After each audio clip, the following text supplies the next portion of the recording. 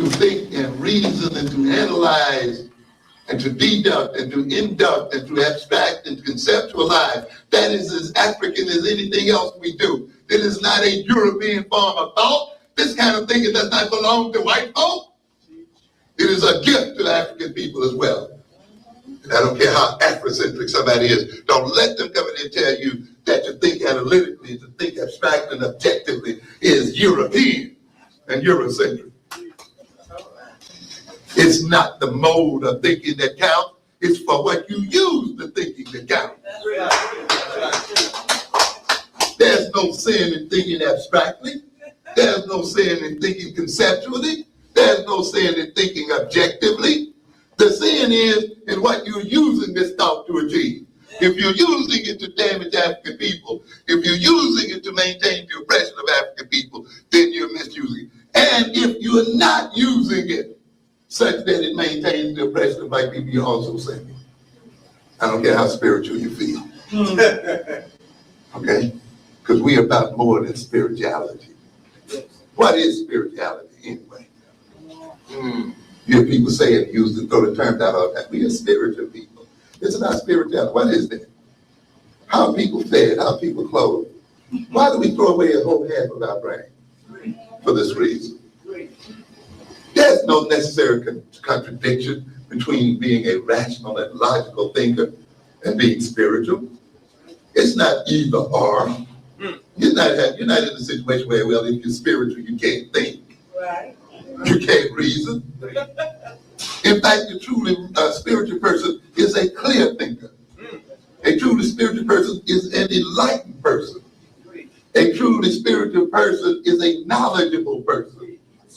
A truly spiritual person knows how to use their thought processes, and they have mastered their thought processes and the other capabilities in their personality and know how to use them appropriately. That is the true test of spirituality, not some blind bumping your head on the floor and praying and kicking over benches.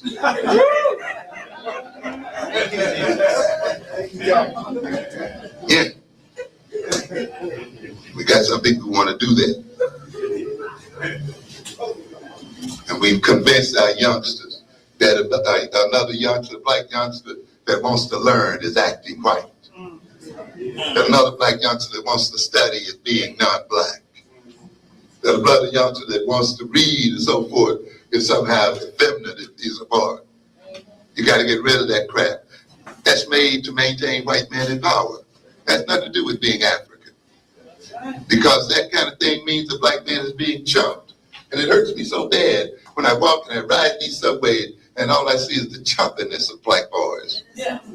Who let these white boys jip their minds. Who are what the white boy needs for them to be, and they call themselves being African or being black and identifying with this nonsense. And yet we have that. And so we see the schools not teaching our children personal skills, the skills of how to get along with each other, not developing the intellectual skills or the academic skills or the occupational skills and learning skills and so forth. If you're going to do a black curriculum, you've got to have thinking skills in the midst of it. You got to, along with the black history and the other stuff. And the other way the consciousness is falsified is by falsifying values. By making us value the wrong things. Yes.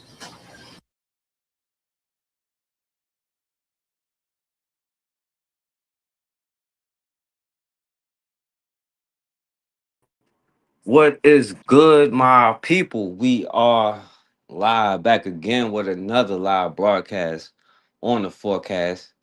We back again. Shouts out to my brother Anthony in the building. I appreciate you for listening, and I appreciate everybody else who tune in and will be in the chat, and those who don't say nothing in the chat.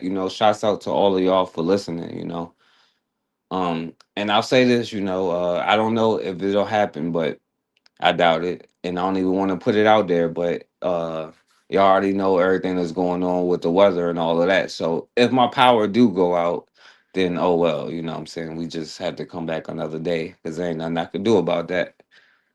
But other than that, we should get through this Now we're gonna keep going with the Black History thing, and I'm gonna try to get through the rest of this video here because this has been like 3 or 4 lives on the same on the same part. So we definitely got to keep going, and we getting down. We too close to February now, so I got to step it up to make sure that the Black History book is out by that time. The part one, right? I can't do all of them because it'd be like 65 chapters or whatever. So part one will be out, and I'm saying that within a month. So within next month, that's coming up. So um, yeah. Yes, that's how I'm looking out here. I ain't never seen a puddle on top of ice before, but that's what's outside right now. So yeah, it's just crazy out there.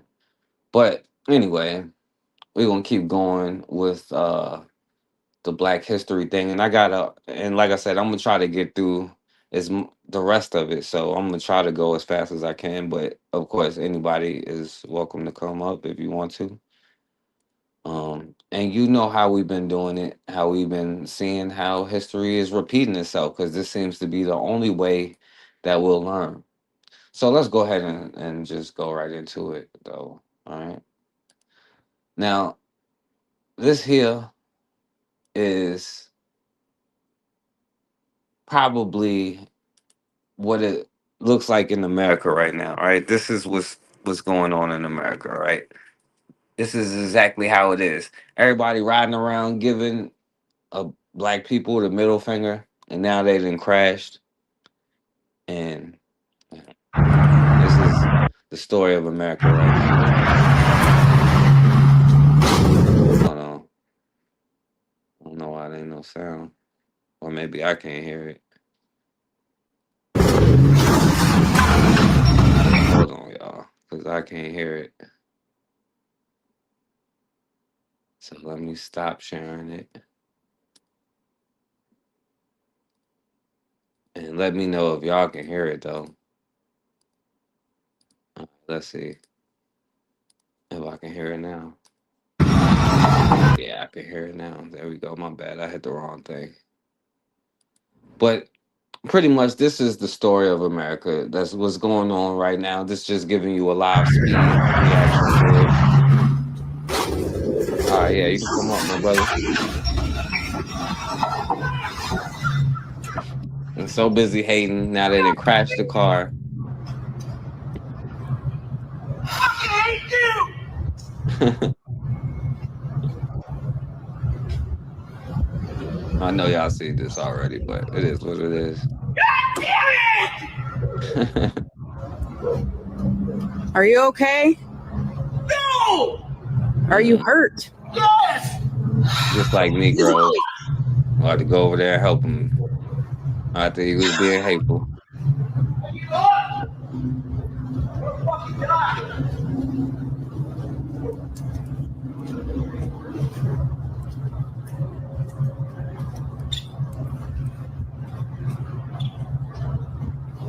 Mm-mm-mm. Just like black people out here, man. If you're bold enough to flip someone off, you better be ready for whatever comes next. Actions have consequences, and this one escalated real quick. Was it worth it, though? Let me know what y'all think in the See, this is the story of America, right? And this has to happen, right? And I get it. I might seem like, oh, I'm extreme, like y'all would probably distance yourselves from somebody like me because they'd be like, oh, well, he's too extreme right now. It's something that hurts my feelings. And all I'm trying to say is it ain't even personal towards anybody else or whatever, but this just has to happen for us to get out of the situation. You know what I'm saying? And let's let this sister speak here. Right? This is why it had to happen, you know? The more rules they're going to put on us, the more restraints they're going to. The more we wake up, the more rules they're going to put on us, the more restraints they're going to put on us, the more restrictions they're going to try to put on us. I just want y'all to know that. So prepare yourselves. This was the year I call this the year of exposure, because I honestly believe that the best thing for us all as a collective people was that Kamala Harris lost. See that I one here. think that woke. See, and this ain't anything, because I get it. I get why people are upset or whatnot, and they look at what's going on and like I told you so. But I'm just saying, we'll be in this cycle forever. It cannot be this way forever. Kamala Harris lost. I think that woke all of us up from a very, very deep slumber. I think the worst thing they ever did was hijacking that thing. I can't say the words because I'll get violated. The worst thing they ever did. Because it is waking everyone up. It is making everyone realize how bad those people are. It's making us just come up out of our slumber. And I believe that if we would have had a Democratic president, I think we still would have been lulled in our sleepiness, in our. And I get it now, though. It's not that I can't even say that it's like this group or that group, right? I get it now. We want to be lulled to sleep. We're asked, please lull me to sleep. And y'all mad at the rest of us, like, oh, well, why don't you want to be lulled to sleep? We at least want to be comfortable.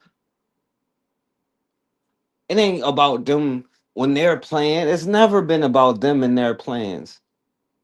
It's always been about us and our reaction and our anti selves. You know what I'm saying? Our lack of faith, our lack of hope in ourselves.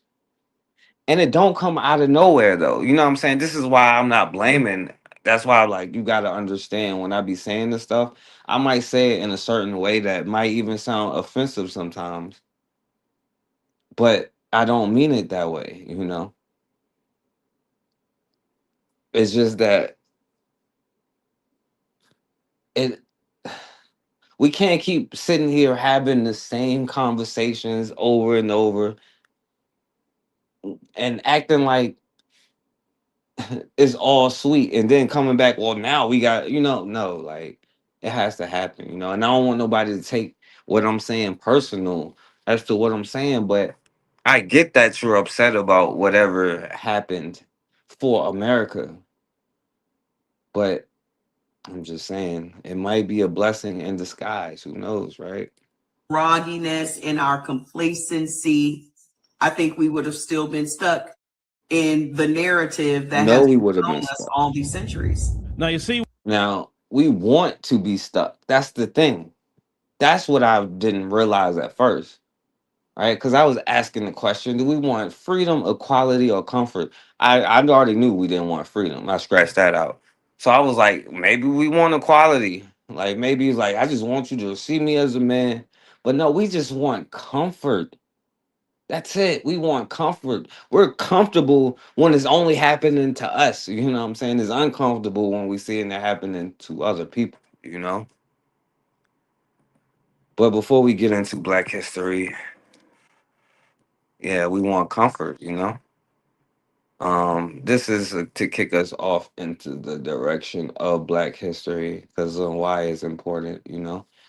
And because I know everybody gonna be like, oh, well, Trump is doing, and listen, the dude is doing what he's doing. Like he's a Neanderthal. Like, what do you expect from these fools? Like, this is who they are. I don't get it. Like, we be like, I'm surprised that Europeans are Europeans. Is their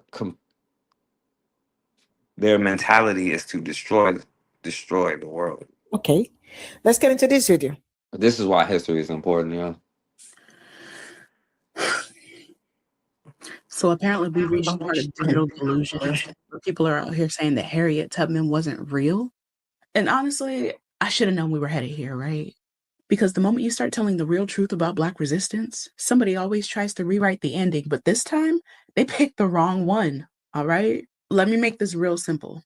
Harriet Tubman was a real person.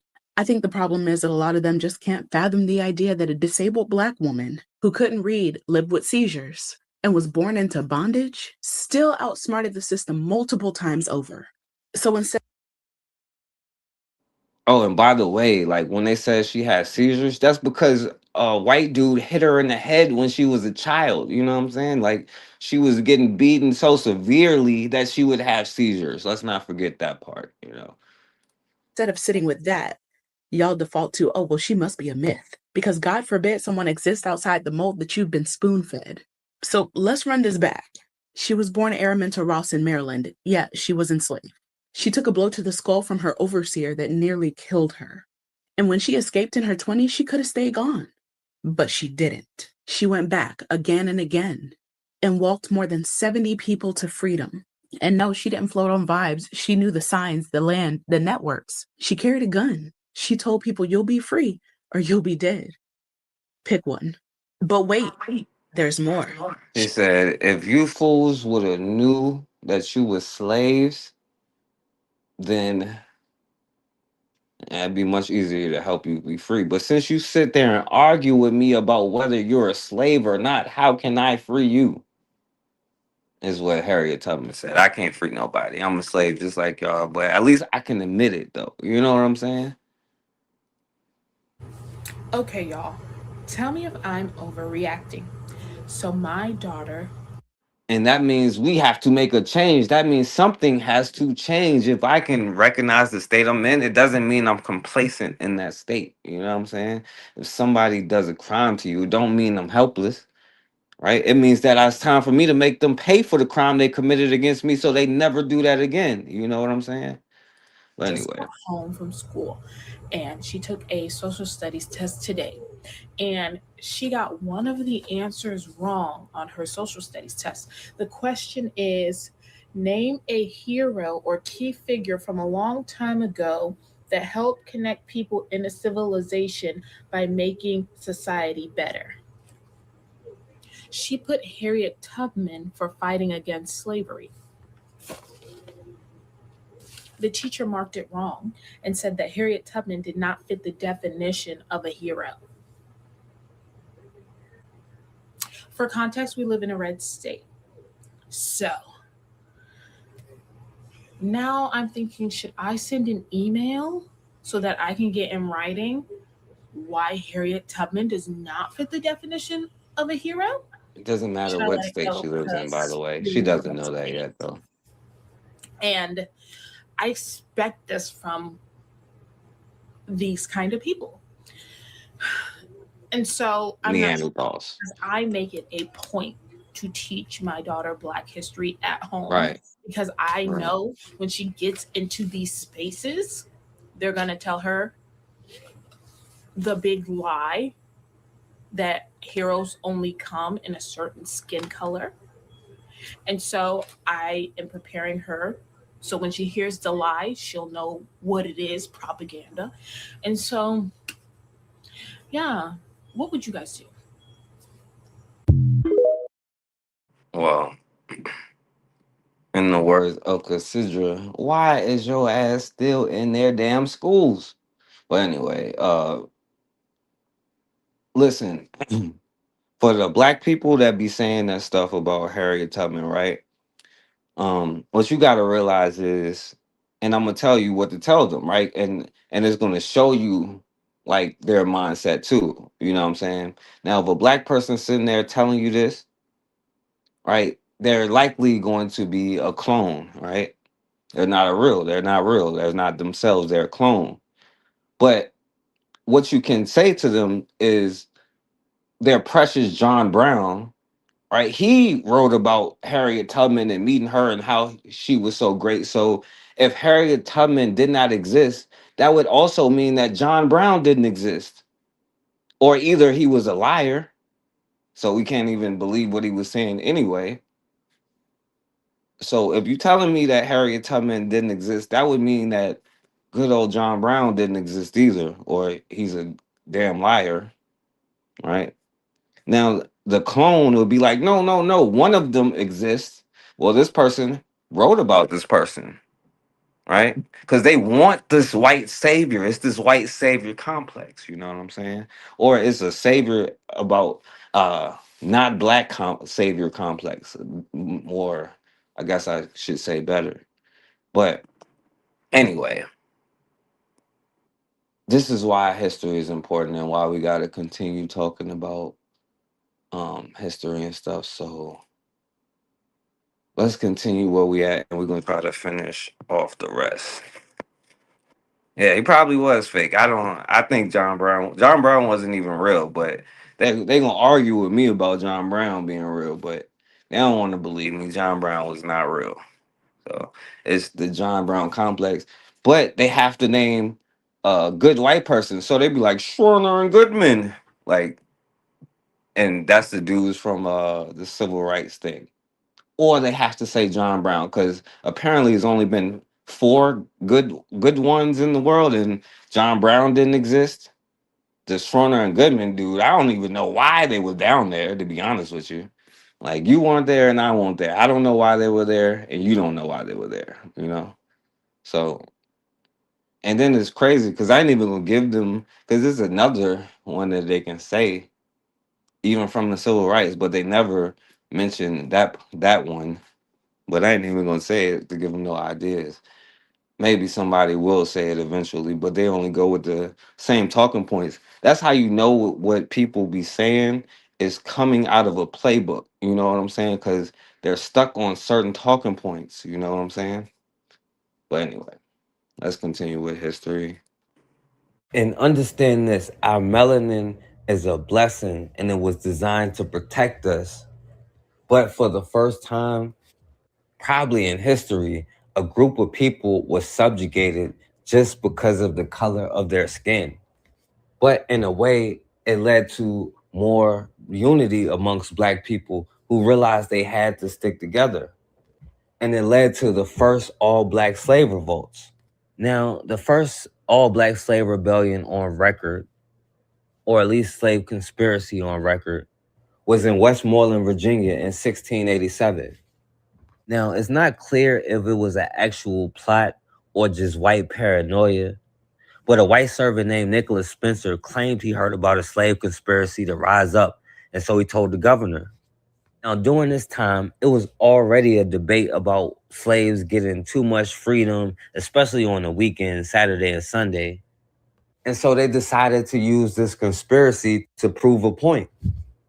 Now, even though there's no records of a court case, most likely everybody who they suspected was involved was killed. And then the next year in 1688, an enslaved man named Sam was charged with promoting a Negro insurrection in the colony, even though there was no proof, but they convicted him. Now they whipped him and other people who they accused of being involved, but Sam had to wear a heavy iron collar on his neck for the rest of his life. And if he ever took it off or stepped foot off the plantation, he was to be hung. But no matter what kind of punishments they used or what kind of laws they passed, Black people always continued to fight back. In 1691, an enslaved All right, I'm gonna stop it right there, and I'm gonna let most of it just play out. Matter of fact, I'll let this other man part named play out real Mingo quick. managed to escape. And after he escaped, he was able to unite a large group of rebels and convince them to attack plantations throughout counties in Virginia. This took place in like Middlesex County, Virginia. Like a lot of these rebellions took, on the plantation across Virginia, the upper South. The Untold Rebellion of Mingo in Virginia, 1691. Large numbers of slaves ravaged plantations. And, I just got to give a salutation out to Mingo and his comrades. A slave named Mingo, who had fled his master in Middlesex County, Virginia, gathered a large number of followers and ravaged plantations, particularly in Rappahannock County. These Negroes not only took cattle and hogs, but 2 guns, a carbine, and other things. What became of this incident, of this rebellion, was not recorded. And this is from the Miss Order book, Middlesex County, 1680 to 1694. This is the timeline of the John Nicholson resistance and the Mingo resistance. In 1687, John Nicholson is arrested by Middlesex County authorities and charged with leading a conspiracy of servants and slaves on Ralph Wormley plantation. The court decision is recorded in Middlesex County Order Book, but his fate remains unknown. 1689, the second resistance and rebellion to try to take place on Wormley's plantation was two slaves, Mingo and his comrade Lawrence, and a servant named Richard Wilkins escaped from Ralph Wormley's estate in Middlesex County. They gathered followers and for 2 years raided plantations in Rappahannock County, stealing livestock, arms, ammunition, and goods. Later on, Mingo and Lawrence are captured and tried in Middlesex County Court for the theft of firearms. Little is known that what happened and what took place after this rebellion was, stopped, suppressed, and these comrades captured. It is believed that Mingo was hanged, and they believe that Lawrence was hanged. And the whereabouts of Richard Wilkinson afterwards is unknown from what is told in the story. Plantations in 3 counties, including Middlesex and Rappahannock counties. And, they was taking livestock, guns, weapons, anything they needed. And it lasted for 2 years before it finally stopped. But there was at least 84 rebellions in Virginia alone. All right, and I'm letting most of it play just so we can get through the video whole thing so we can finish it. But I ain't gonna play this. If y'all want to look up more on the Westmoreland Slave Revolt, 1687, 300 years before I was born, it was a black man that was out there saying the same stuff that I was saying, so y'all can look that up, right? I forgot what these was. Let me see. Maybe I shouldn't have clicked on it.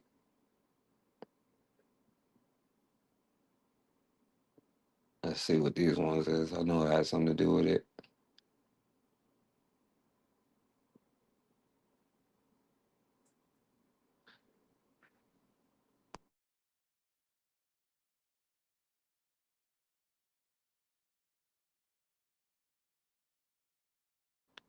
Damn, now it's freezing up. I shouldn't have clicked on it, but whatever.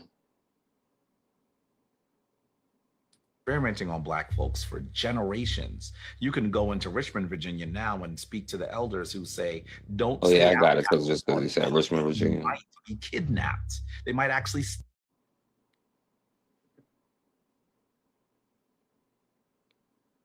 steal your organs. Now, I don't know if we're able to prove that happened, but we do know that those systems preyed upon Black people.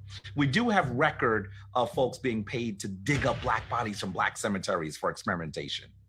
So that the history of healthcare, of medicine in this country is one that is littered with. Now, I will say this, right? Now, I'm from Richmond, and all of my family that I know, well, not all of them, but just about all of my family is from here, including the elders, and like my grandmother, who was born in 1921, she would tell me about an Emporia, though, getting chased home and all of that. Now, yes, it is a lot. I mean, of course, we still see a lot of Black children missing now, coming up with organs missing. We just seen a baby with some organs missing, and we know that even since the beginning, they were saying, no, they was probably eating us, right? And they probably was, What up, RBG? So yeah, all of that is true, but I don't know about asking, like, especially now, ain't no elders gonna say that, Racism and institutional racism. This is also the site in the late 1830s where the known medical surgeon by the name of Chris Baker, the grave robber by the name of Chris Baker, used to come from the MCV hospital. He used to come through this graveyard and dig up bones and steal African bones and use them for medical practices and medical science at the MCV hospital, which coincides to what's going on today also with the organ trade. See how all these things coincide with Black people today, the stealing of Black bodies today. They were stealing black bodies back then in slavery. Chris Baker, look that name up, MCV Hospital, stealing and robbing graves of enslaved peoples, and also the organ trade that's still going on today. We're finding black bodies all across America with no organs and being stolen today. Looking at the second African burial ground, the lost history of enslaved Africans that are buried all across this land. Also something that you need to know about. When they started to find evidence of the Africans that were buried on this land, they started to find bones all through this field, all on this land under this bridge. Before they constructed this bridge on North 5th Street, they took the bones of your ancestors and used those bones as fillings in the construction work of this bridge. So when you're looking at the stone concrete,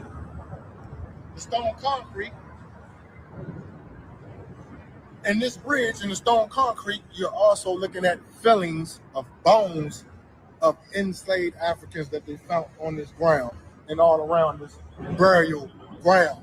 So I'm going to pour some libation out. I just really wanted to bring this to y'all today because nobody knows about this history. Nobody's talking about this history except for the African scholars that I salute of Richmond, Virginia. Yeah, so and I'm gonna tell you right now, don't go to MCV Hospital to this very day, you know. Like when my dad had his accident and all that stuff, they didn't even put the damn catheter in right. You know what I'm saying? You don't want to go to MCV right now. Or the other hospital that was in the black area, even though it's but anyway, and then the Mingo Rebellion, but we'll keep going, y'all. Now, all of them may not have been successful, but they continued to fight. Yeah, So in shout out to that response, brother. Virginia started to create a systematic plan to stop runaways and rebellions. And even though a slave owner had to be compensated if a slave was injured or killed, they encouraged the slave patrol or paddy rollers to use violence or any means necessary to keep Negroes in their place. And if a Yeah, we slave seen owner about that. We wanted to talked see a about that. slave, they were responsible for getting them out the colony within 6 months. And they also started to pass a bunch of anti-miscegenation laws. If a white person married a black person, they had to leave the colony within 3 months. And if a white woman had a mulatto child, they were forced to pay a fine of 15 pounds of tobacco. And if they couldn't pay it, which they often couldn't, they had to serve at least 5 years in servitude. Now, the children with white moms and black dads had to serve 30 years of servitude, and often they were enslaved for life. And as for slaves, Virginia denied them the right to a jury trial if they were accused of a crime, and they couldn't even own horses, cattle, a hog, or even pets. Imagine that it's illegal for you to have a pet dog or even a goldfish. That's how sick it was. You could be punished for having a pet. Now, down So that means I would go to jail because I have a dog right now. That's crazy, right? in South Or a Carolina in goldfish. 1694. All right, and there's a lot of stuff that I covered. We talked about some of that stuff. But I also mentioned the mulatto thing, you know, and I ain't got nothing on particular about mulatto right now, but I guess as a form of mulatto, right, we start to see some of this. Like, and when I tell you that this has to happen, like, for some reason, nobody knows what's gonna happen. Nobody understands anything until it happens to them. Somehow everybody understands. That's how you know they was full of it the whole time, right? Because now all of a sudden everybody can understand what it's like, right? Ain't that something? And if we could push aside, we, the Latino community, we could push aside our racism, our colorism, we wouldn't be here. We wouldn't be here because they have been warning us about what's going on, and your empathy was not there for the Black community. It wasn't. So now that it's happening to us, now you get it. Now you see where they're coming from. Now you see the similarities. And I'm gonna keep going with it, but it's the gaslighting part though. Like they be like, oh well, you know, they be saying, well, when this happened, this person stood around and that person stood around, and then when it happened to this person, then I stood around. But what they leaving out is they was the ones standing around the whole time, and now we ain't around no more. We the ones that's not around in the story. That's what they don't tell you about the story. They just gaslight you all the time. Like we supposed to be stupid because not that we are stupid, it's that we're emotional, you know. Really hope that there comes a time where my people truly wake up, because the Black community is strong.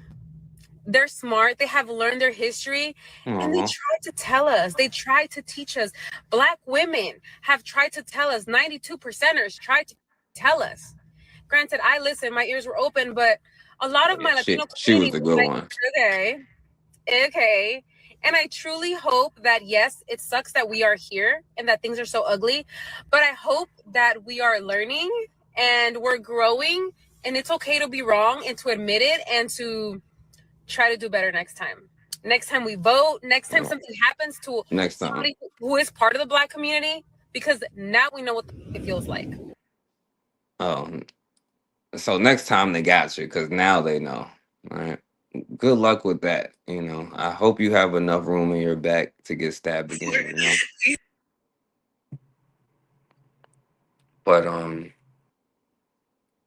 you know, they are crying for your help, so we brought it here, and we are who we are, and we love it here, and we help you're running us over, you're shooting us, all because of the color of our skin, all because we have culture. We brought it here, and we are culture. who we are, and we love it here, and we help.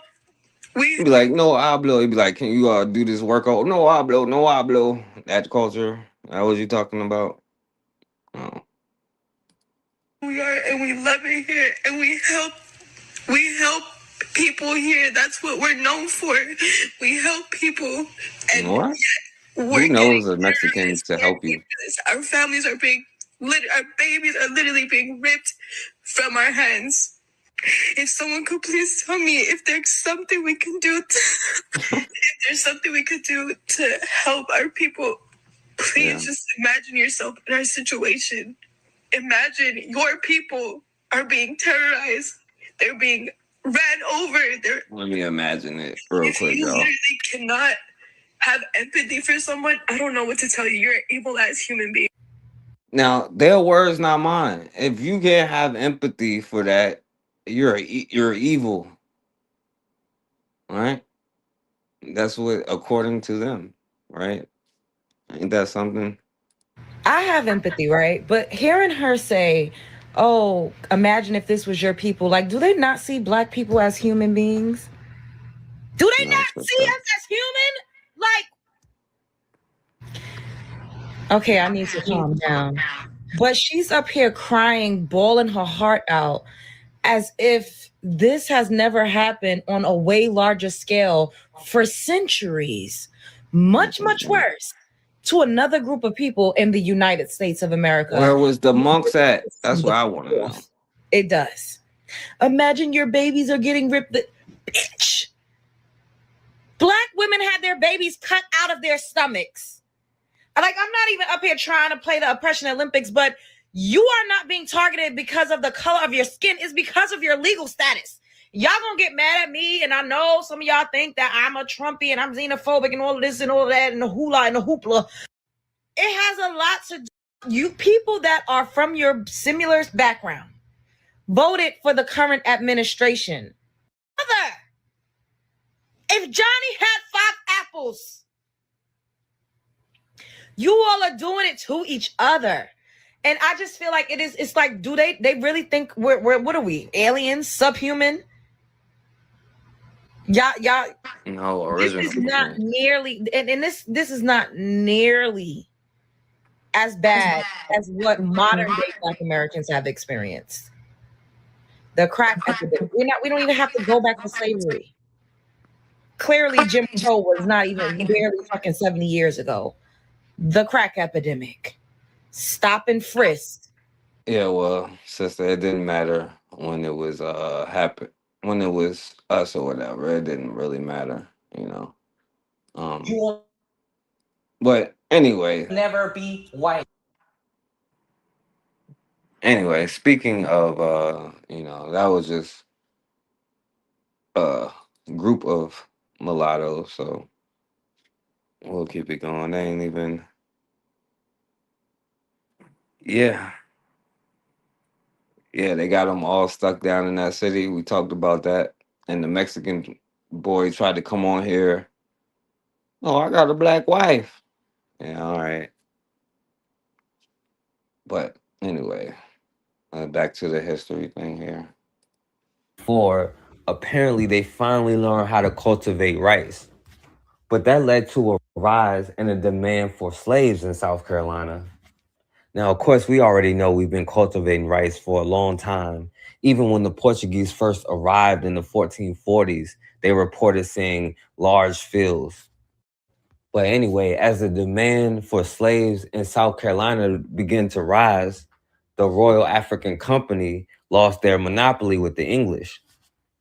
Now, by the 1700s, the Pilgrims already legalized and regulated their own slave trade in Pennsylvania.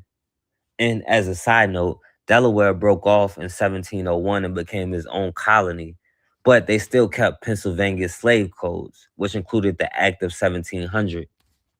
Now, this act included harsher punishments for resisting, including whipping, up to castration, and even death. No black person, free or enslaved, could have a jury trial if they were accused of a crime. And if a white woman accused them of rape, it was automatic death. And just like Virginia, they banned weapons, and of course, slaves couldn't meet in groups of.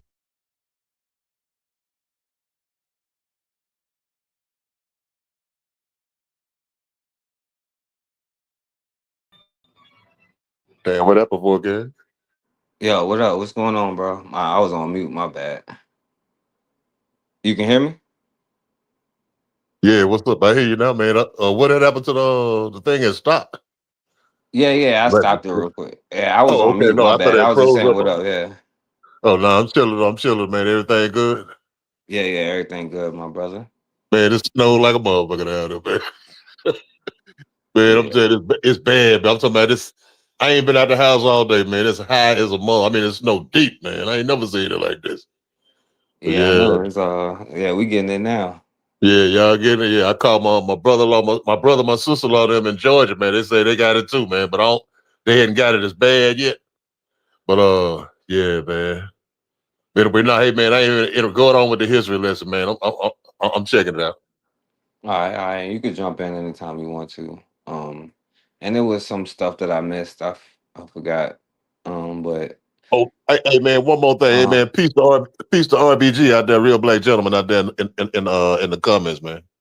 Yeah. Shouts out to RBG. Appreciate you for listening and tuning in and stuff, Oh yeah. The pilgrims and stuff, but those is your modern day white Christians as we see them now, like your original MAGA. Of But more than 4. Now, the Dutch in New Amsterdam passed similar laws, but instead of groups of 4, it couldn't be more than 3. And we know 3 is a gang. And if anybody was found guilty, they could be punished up to 40 lashes. And on top of that, slave owners can punish them however they wanted, except for cutting off a limb or killing them. And not only could slaves not engage in any kind of commerce, they weren't 68 degrees, it's like 19 degrees here, or like 17 or something like that. even allowed to go to the homes of a free black person, even if they may have been their family. And in order to keep slave owners from giving slaves freedom, New Amsterdam requires slave owners to pay 50 pounds of tobacco before they release a slave, just to ensure they never would do it. Now, even though they were cruel, Connecticut had to pass a law requiring slave owners to take care of old and disabled slaves. But you already know that law was barely enforced. And oftentimes, they didn't take care of slaves if they couldn't profit off of them. So older slaves or disabled slaves were often treated harshly and were given less than others. Now, I know today we talked about a lot of the laws, so I don't want to go too far. But I do think it's important for us to look at these laws to see if they're still in effect today and how. And just looking at how these laws played a role in creating the institution that we know as slavery, and how a lot of these laws built the institutions that we see today. So before we end this session, there's one more major law that I want to look at, as well as the response by a lot of the enslaved populations.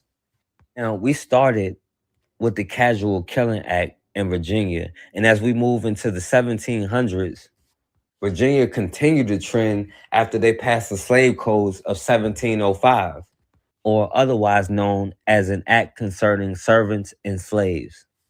And despite the name, it did affect free Black people as well. Virginia didn't just stop there. In 1705, Virginia passed another law dedicated to regulating the movement and behavior of enslaved people. It was called an Act Concerning Servants and Slaves. This act banned Black people from owning white servants and penalized those who presided over the marriage between a white and Black person. It banned enslaved people from owning weapons. Other laws around the same time banned Black people, regardless of their servitude status, from testifying against whites in court.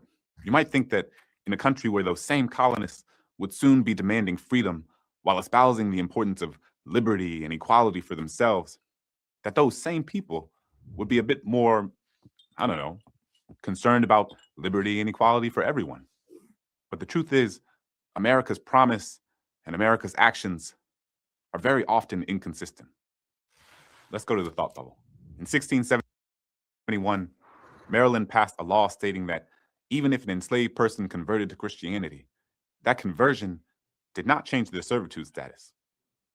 Oh, so there you have it. In 1671, well, like 400 years ago, didn't matter if you was a Christian or not. It was already too late. You know what I'm saying? It was a wrap. All right, let me see. This was important because of the legal debate around whether Christians could be enslaved. In a place like South Carolina, well, Now they're Europeans. They broke their own law. The law was for them, and as far as the law is Christianity, you can't enslave another Christian for life, except when it comes to you Negroes, because you're not a human. You know what I'm saying? So it didn't save you. Being a Christian didn't save you after the 1600s. All right. So they built a whole society around slave codes. They did it, as they all did, for both economic and societal reasons.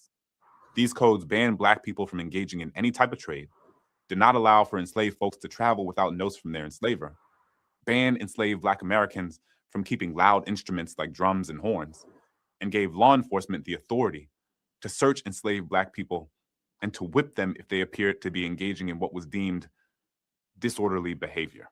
Many of these codes showed up after slave rebellions, when enslavers were particularly interested in protecting themselves and their property from enslaved people who wanted their freedom. Now, the slave codes of 1705 forbid free Black people from running for public office or testifying in court against a white person, even if they committed a crime against them. You still couldn't testify against the white person. Of course, Black people, free or enslaved, couldn't have weapons or defend themselves, even if they were being attacked. Virginia also imposed a 9 o'clock curfew on the free Black population and on Indians. And this law also put a lot of free Black people in danger, because since slaves were required to have a pass if they were off the plantation, and if they got caught without a pass and they couldn't name their slave owner, then they became property of the state. So if a free Black person was accused of being a slave and they couldn't name a slave owner, they were automatically property of the state. The slave codes of 1705. All right, so automatically property of the state, you know what I'm saying? And we already know what happens when you are resisting arrest. We don't have to, we just heard about that, you know. I guess I'll play what this dude said. I don't Slave even like Code it. 1705 required all individuals, churches, businesses, organizations, schools, and all levels of government to teach, justify, and enforce the status of Blacks as a, quote, subordinate, excluded, non-competitive, non-compensated, managed workforce for the personal comfort and the wealth building of white society, end quote. So they put this in a law and they said, we're going to teach this to every individual, every church, business, organization, and school, and all levels of government. And the status of Black people is, quote, a subordinate, excluded, non-competitive. That means we don't want them to be educated at the level of us. We don't want them to have our skill. We don't want them to know what we know. We don't want them competing with us for jobs. You would know that this slave code not only was very successful, but it's still in full effect.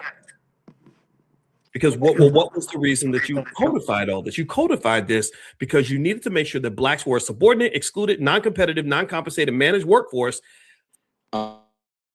And it's not just that competing. Yeah, go ahead, my brother. Yeah, I was trying to say something like a couple of minutes ago. You ain't hear me. You missed me.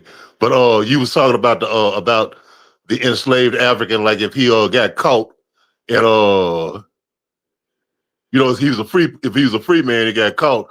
The question I wanted to ask you was, at that time, didn't they have what they call those manumission papers that they would carry with them to show that they was a free person? Well, some did. Yeah. I mean, I wanted you to explain, did they have it in the laws and stuff? Yeah, go ahead. Well, they had it in the laws and stuff, but pretty much like this. Like Black people had protection if you was a white dude's property. You know what I'm saying? So if you had a pass or whatever, and this is around the time they start making you have passes because like you start seeing rebellions and stuff. So if they caught you without a pass though, they would probably just lynch you or whatever, you know what I'm saying? And so but I don't think they would give they kind of encourage not to give passes like that, you know what I'm saying? And also I wanted to say too about the whole jobs thing, because it's not that it was to compete for jobs, because the Black people was getting all the jobs. It was their jobs to be the slave catchers. That's what they was getting paid to do, and to be the overseers, right?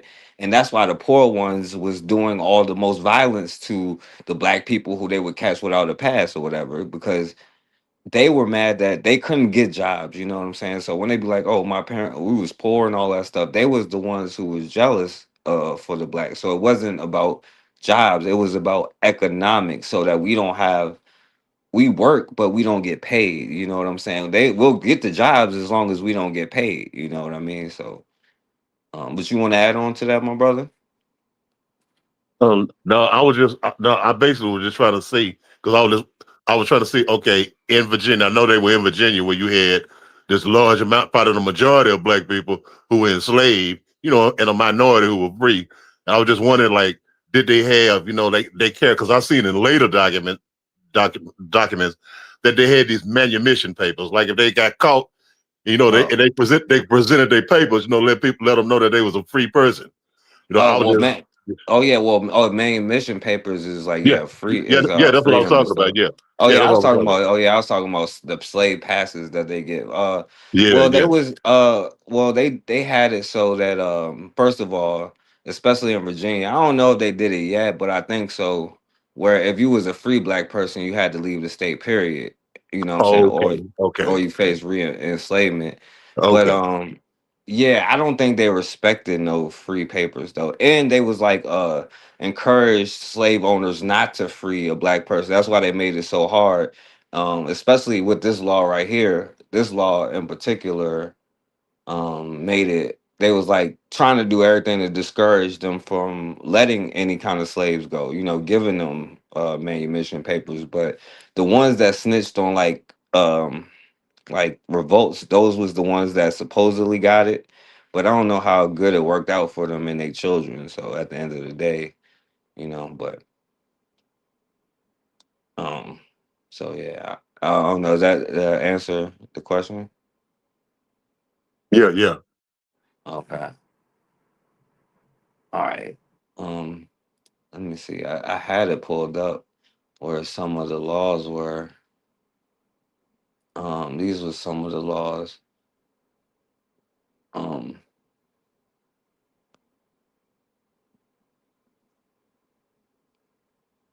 Okay, so yeah, this is when they started allowing for the apprehension of suspected runaways, but they was always doing that. Yeah, it was the same thing pretty much, you know. But anyway, back to what I was saying too, because this is when you couldn't even say anything about you couldn't even testify against a white person in court, even if they had committed a crime against you or whatever. So Black hero who was shot by a racist cop is now awarded $8 million. what up, time to work? Give you the background. It's been 2 years since Mark McNamara, San Jose, California police officer, was exposed for sending a slew of racist text messages about a Black hero he shot and reportedly resigned from his department. Now the hero, Con Green, the officer shot, is being awarded. Boy, $8 million sounds like a lot of money, but when we look at that picture, I don't know that it's enough, but it is our update today. So what goes into that? The man left the establishment, returned with 2 other people. One pulled a gun. Now this brother, if y'all ain't heard about this brother stopped altercation and wrestled a gun away from a dude. And when the police pulled up, he shot him anyway. The guy who broke up the fight, right? And he shot him. Local news that Atlanta Black Star giving us some of the details here. So what you see here is a young man who sprang into action to defend himself and others and was backing away, creating space between him and the gunman who was trying to take the gun back from him, trying to de-escalate the situation. As he was exiting the restaurant with the gun, he was shot multiple times by police. They believed he was linked to a homicide that happened nearby. Green was arrested and transferred to a local hospital when police realized, oh, yeah, sorry, he was not the suspect. I'm gonna skip to the cop part. They arrested and charged him last week. He spoke about Green a day after the shooting and wanted to carry a gun in the Wild West. Not on my watch. Ha ha. He allegedly wrote in another message. He said, quote, I hate Black people.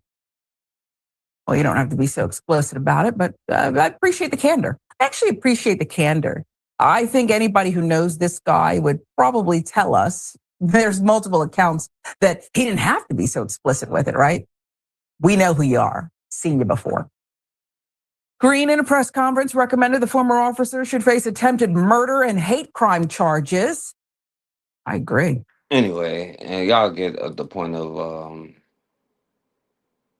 a lot of these, right? And then you had this brother here from 1954, after he's dead, 60 County some commissioners years. just revisited a 70-year-old murder case because they now Now they believe exonerated authorities executed an innocent And man. since 1954, I didn't see not one monk walking down the street.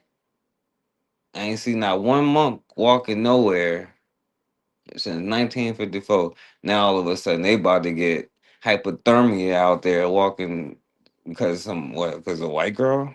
In the electric chair. And the son who never got to meet him just They are told the Breaking News minority anyway. this is a moment he's been waiting for. In this Dallas County courtroom, 1954, He isn't waiting for 19-year-old anything. Conrad He's Walker was dead. convicted of the rape and murder of Venice Parker, a white woman. With crowds gathered, Walker awaited his fate. And now 70 years later, just feet away from where he sat, to see that justice is done. his son, Edward Lee Smith, still waits. Growing up without a father, this was hard for me. Because Edward was born just hours after Venice was murdered near Love Field, a Dallas. Now, what if the judge or the sheriff or whoever that white bitch who accused him, now one of theirs from today, if you want to have justice and equate it and all that stuff. Police officer claimed Venice said a black man was the attacker. And after Tommy Lee was arrested months later, it took an all-white jury less than 2 hours to convict him. She said, baby, they give your father the electric chair. Tommy Lee was executed in 1956. I had to go without a father. 70-something years. 70 years, still fighting for his father's innocence. Journalist Mary Mapes wrote about Tommy's case gaining the attention of the Innocence Project and the Civil Rights and Restorative Justice Project. They say one of the officers involved was a known Ku Klux Klan member. They also say officers arrested Tommy without probable cause, suppressed evidence, and used interrogation techniques that led to a false confession, which Tommy later recanted. I feel that I have been tricked out of my life. Dallas County Criminal District Attorney John Crezeau argued before county commissioners that Tommy was wrongfully convicted. And in a unanimous decision, The Dallas County Commissioners Court does hereby formally recognize and declare that Tommy Lee Walker was wrongfully convicted and executed. I mean, he knew his father was innocent, but now it's public. That stain has gone away. and also celebrating in the courtroom, Try not to make the same mistake again. was his son, Joseph Parker. This is my new friend. I was talking about you. Though both lost parents Ain't this tragically, some? Ain't this? Yo, what the hell? Is we retarded or something? You know what justice is? Him and his son, whoever his lineage is, him, the oldest and the youngest out the family. All right, bruh, you be hugged up with the son of the man that got your father lynched. It's crazy. I don't know what to say about some brothers. Come on, people, man. It's mind-boggling sometimes, man. You know, I just think of. I can think of everything that I done went through as a black man in America. They went through probably 3-4 times more than I did. You know what I'm saying? You know, it ain't. There's no way that I could imagine that I could have it in me. You know, to be cool with them like that, man. You know what I'm saying? I mean, with just the things that I'd have been through. But you know, I don't know, man. It's that. I take it back to probably that Christianity. You know what I'm saying? Probably that religion, man. You know that religion got us got us brainwashed. Yeah, well, that shit haven't worked since 1672. So, good luck with that. Ain't that something? He probably like, yo, forgiveness. It's crazy, bro. It hurts my heart. Also doubled down on anti-miscegenation laws. And if a minister married a mixed couple, they were fined in 10,000 pounds of tobacco. Now, one of the most important things about these slave codes, it defined the status of a slave as a non-Christian, aka a non-white. So basically, only blacks, mulattoes, and in some cases, Indians were to be slaves, and white people were never to be slaves, although they still could be servants. Now you see they continue to say Christian, non-Christian, which basically means white. And we see that white is becoming a thing. Now, some say the first time white was used was in a play in the early 1600s. But we already see whiteness developing, even though it's still an exclusive club. Now, the first time you see white in the law was in an anti-miscegenation law in Maryland in 1681. And the law banned marriage between whites and non-whites. Essentially, Negroes were considered savages and basically animals. Therefore, we couldn't be Christians, but we were only property. Even after the 1705 slave codes, Virginia continued to use the threat of an uprising to pass more laws.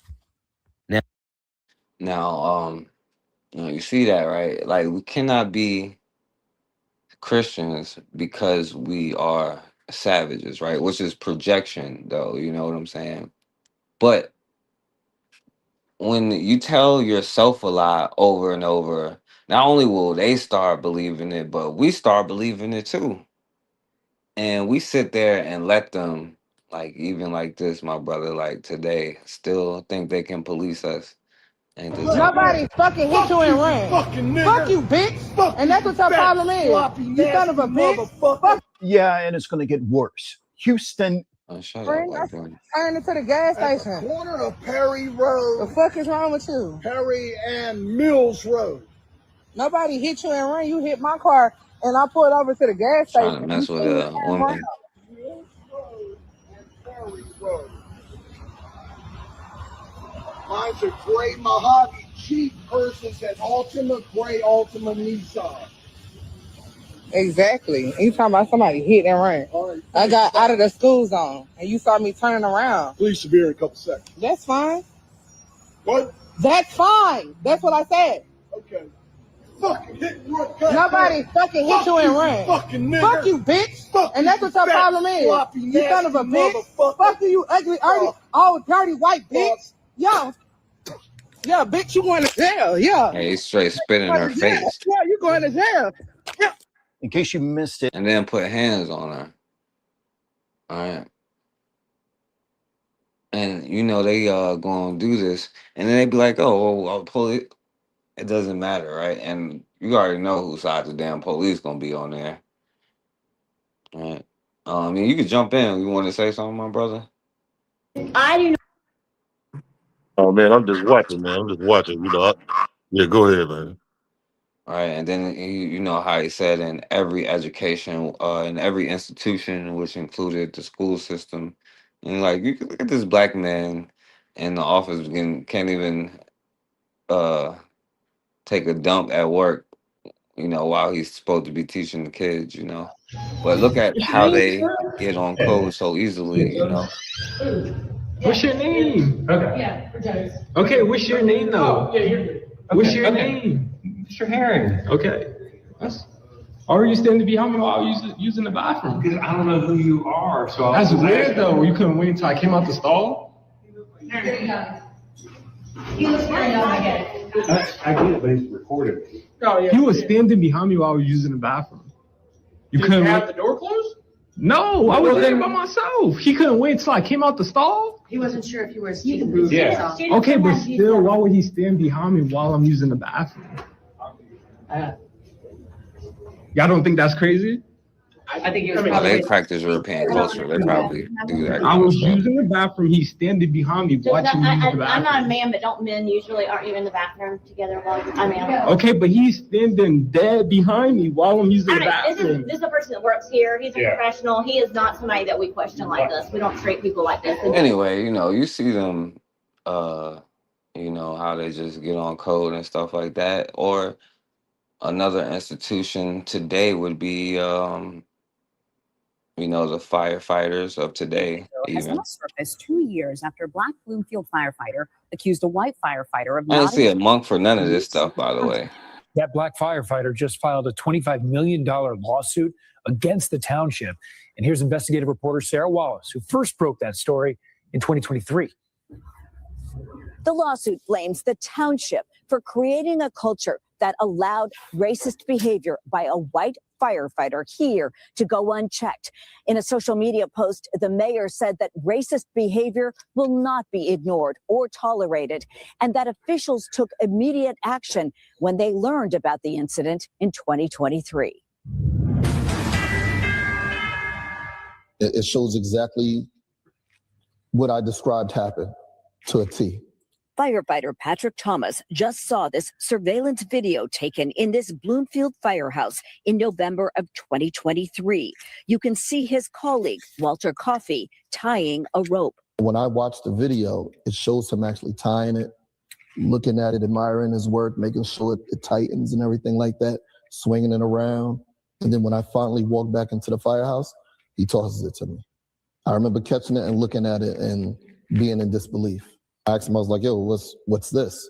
And he said, oh, I want you to figure out what kind of knot this is. Only Negro in the building. I said, I know exactly what kind of knot it is. This is what people used to hang my ancestor from trees. I said, do you think this is funny? In an exclusive I-Team interview after the incident, Thomas revealed that Coffey had actually made other noose comments the week before. The same guy came up to me while I was standing outside and said, hey, Thomas, there's a noose upstairs on the table. When I asked him, I said, Why would I want to see a noose? Thomas went on medical leave for PTSD related to the incident. In December of 2023, the Essex County Prosecutor's Office charged Coffey with bias intimidation. He then entered a diversion program, which could eventually lead to the dismissal of the criminal charges. Bloomfield said it was continuing its investigation. I think there should have been some jail time or a little bit more than 2 years probation. And if he does everything right in 2 years, he has no criminal record. It's like it never even happened. Thomas's attorney says they felt stonewalled. The firefighters battling to stay on the payroll. There have been multiple times since this happened in 2023 where the town has threatened to stop paying him. Thomas's attorney says they got no information from the township about. All right. Anyway, I'm gonna go back to it and we're gonna finish. Now, in some the rest of cases, it, it was just paranoid, but sometimes the threat was real. But a lot of times, the threat ended before it could start, usually because of snitches. And we still see this same problem today. As hard as it was for Black people to communicate, regardless of whatever language barriers may or may not exist, they still worked together and found a way to communicate, to fight back. And sometimes, many times, a slave who looked just like them will be the first one to turn them in for his own selfish gain. On Easter Sunday in 1710, an all-Black revolt was set to take place, but a slave named Will betrayed them in exchange for freedom and 40 pounds of tobacco. And I'm not sure how much that helped him or his descendants. And even though it may not be tobacco today, we still see some of the same behavior with some people betraying their people for money or whatever it may be. Now, the Dutch in New Amsterdam followed suit with Virginia. And now, I know this is something that y'all definitely want to talk about, right? Y'all want to talk about this so much that I started to be like, are y'all ones yourselves? You know what I'm saying? But the clones that exist, right? Because yes, this is a problem that we're gonna have to deal with, right? Now, it's my thing, because I get it. When people say, yo, we gotta go after them first and all that stuff. No, like the plan is to go after the manufacturing center, right? Because just like I told you, yeah, once they get rid of Candace Owens, it's gonna be another retarded girl up there ready to take her place, right? We'll keep having civil wars against ourselves forever and ever because we always going after each other first. But that's kind of the point. They even put this class before us, you know. But that's one of the issues, you know what I'm saying? They like, my brother was talking about the manumission papers, you know what I'm saying? This is why, like, I know he probably would have enjoyed this part, you know what I'm saying? When we're talking about the manumission papers, a lot of the cases where you talk about manumission papers, it's these good old house Negroes that be like, oh, I loves massa. I don't want nothing to happen. We sick, boss. Right? Those are the ones who see Christianity start working, right? But one thing that this system always you can use is a good old-fashioned clone, right? And what irritates me and why I'm not as hard on the clone as other people is because as quiet as it kept, a lot of the people that we know and love kind of go off into clone territory. And then if I say something about that, then I'm wrong. But it's still clone activity. You know what I'm saying? But of course we have obvious cases of it. You know what I'm saying? Like fools like this, you know what I'm saying? This is who All right. this is who messed up a lot of those rebellions back then. Fools like this, you know what I'm saying? All right. Now, I usually don't do original content like this, but it's time. I'm bringing back words that white people should start saying again. Starting out with this word. I think white people should be able to look at a black person in the face and go, nigger, and it not be racist. It's just a word. I don't know why it offends people so much. If you're not that, then don't be offended by it. He let his white That's friends the word I call wish him white people would bring back. nigger. Jigaboo. Bring back Jigaboo. Oh yeah. Yeah. Bring it. Now I can see you can see him in that. Massa, they's talking about running away, Massa. I'm telling you, they says they's gonna kill all the white men's. I got your back, sir. You wants me to set them up? Get back. I love I can see him in there right now messing up Another the word. damn revolt. Deep South. A lot of y'all not gonna know about this word. Moon cricket. Bring back moon cricket. And When this they out here shucking and look at jiving, this RBG. just don't get out of here. And then the next word, I would love to see white people bring back Alabama wind chimes. I ain't even never heard that one. Alabama wind chimes. Bring it back. And you know why they use that? It's gonna offend some people. I don't really give a damn. And the final name that white people should bring back when they're referring to people not Now, doing this is an African American here. welfare queen. Although we know who the leaders of welfare is, right? But see, since the beginning of time, right? You've always had sellouts, right? We have to start factoring this into our plans and what we're going to do, right? We can't spend all of our time. We can't let them distract. If they stand with them, that's stand with them. But we going after the clone manufacturing center, right? Because this goes on generation after generation after generation. What they would do to stop a rebellion, if somebody just ain't snitch on them in the first place, is they would come. That was the last resort to get, well, we'll give you freedom as long as you help us contain everybody else, right? And a lot of Negroes will be happy and willing, like, yes, sir. What's going on, buddy? As my brother would say. I was sent this video more than any other video I've been sent in a long time by people that look like me. They said, now let's see you try to defend this action. And unfortunately, EBT members, I will defend this action. Brother, he my He said, no matter what, I will defend them. Give a little explanation. What we have here is a random black man walking through a neighborhood where no one recognizes him. They see him with their kids and they question him. Gated neighborhood. I'm still not seeing the issue.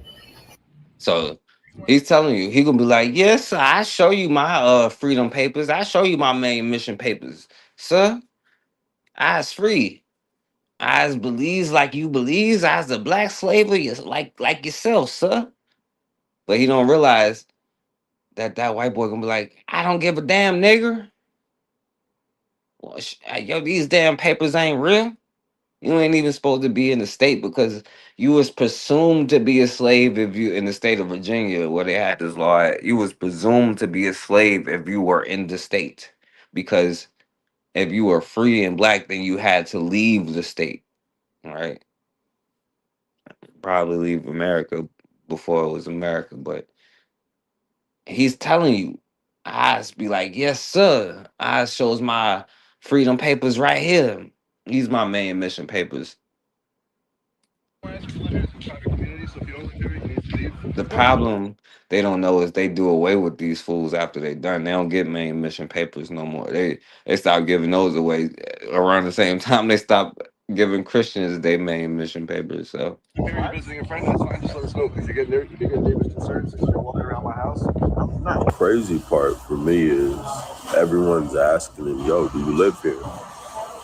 The simple solution is saying, yes, I live here. And everybody move about their day. But the problem is y'all don't have the fucking common decency to know when you're in a neighborhood, you're supposed to be neighborly. Now, if you want to act like you're in the hood and you're not claiming your set or your, a bad actor in the neighborhood. Maybe you are supposed to be there, maybe you aren't. Simple acknowledgement to make people feel safe neighborly would be the proper thing to do. Show But all it's like 32 teeth. you Hey, like sir, how you doing, sir? to be the victim. You like to create issues where there's no issues. A simple Well, anyway, right? See, fools like this try to do this kind of stuff to get their manumission papers, right? These was the Negroes that was dangerous, like with the rebellions that they put them down and they was getting the manumission papers. You know what I'm saying? Is fools like him that go over the top with it. But you know, the saddest ones of all, the saddest clones of all, especially like with older black men, you know what I'm saying? It's that defeated one. This one that just like the older black man we just seen hugging the son of the dude that got his daddy lynched, hugging up on him, right? Because I'm sure y'all seen this thing here. But I just wanted to show you this here because it's the Negro, the Negro mindset, right? That is cool with being slaves, man. Reporting live from Breakfast Club in Atlanta, Fight Plus News. I'm John Abba. We all got to come together. All of us. We human. That's what destination. Ain't no one side. God put you there, God put me here. Ain't no two sides to this. What does that sound like? Old black men talk. Ain't no one side. God put you here, God put me there. God did this. We all got to come together. All of us. We human. That's what destination's about. Following up on a story we would air last week on Walter Johnson, also known as Mr. Tenderism, allegedly being exploited by a white barbecue owner. According to online reports and our own coverage, Johnson's fame started after he would begin working at a coffee shop named Destination Coffee Bar. Now, because of his experience, he would eventually convince the owner to serve barbecue. And after some years of perfecting their menu, led by Walter and his likable charm, under the new name Destination Smokehouse, the business has become a national success story. Originally for many, they would assume that Walt himself was the owner of the establishment, but after the original owner, Nick Yeppermans, has become more visible, things have shifted from support to now questions. As our High Plus correspondent Bevan has stated, people are triggered. In recent weeks, rumors have now taken over headlines of allegations against the owner stealing the Tenderism trademark to now just recently some assuming that Walter was fired. Now, during the MLK Jr. holiday, Walter message on their Instagram page, and from what it looks like is to silence those who allege Walter was Inside. They got a Destination Smokehouse here. It's the southern part of California. City be Marietta. Destination one. Now, over in the comments of Walter's new post, it appears that he's receiving support and even some G is unbothered. Now, part of those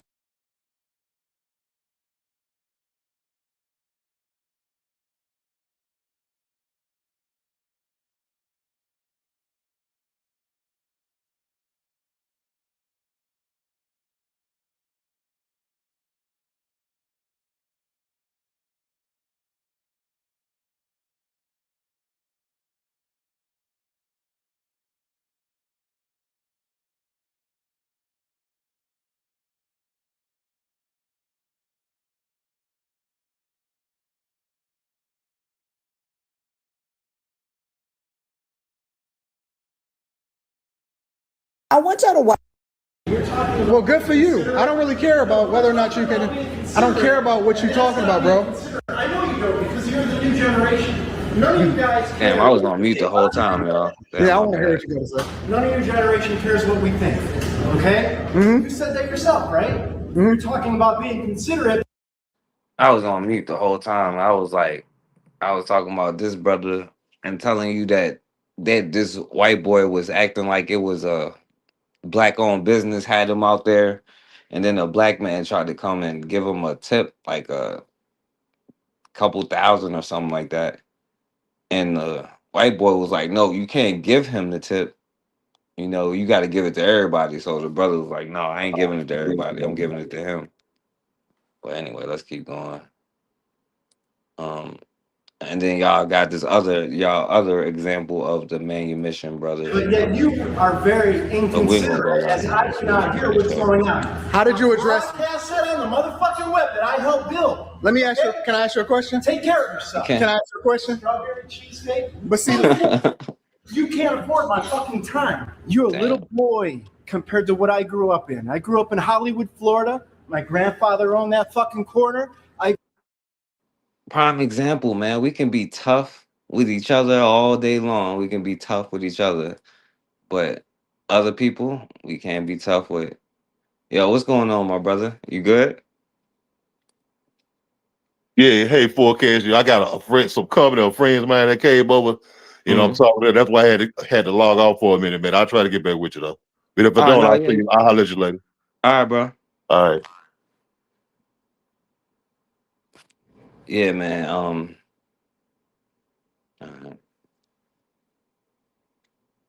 But you see, man, we got all of this smoke for everybody else, you know, but we don't have, well, I mean, well, we don't have no smoke for nobody else, but we got smoke for each other, right? And it all goes back to that manumission stuff. So let's go back to the last thing so we can finish up here. It's almost over Had now. stricter laws against runaways. In 1706, they legalized the death penalty for runaway slaves, or if a black person fought or defended themselves, or if they happened to kill someone white, it was automatic death. But in 1711, the Dutch in New Amsterdam took it even further.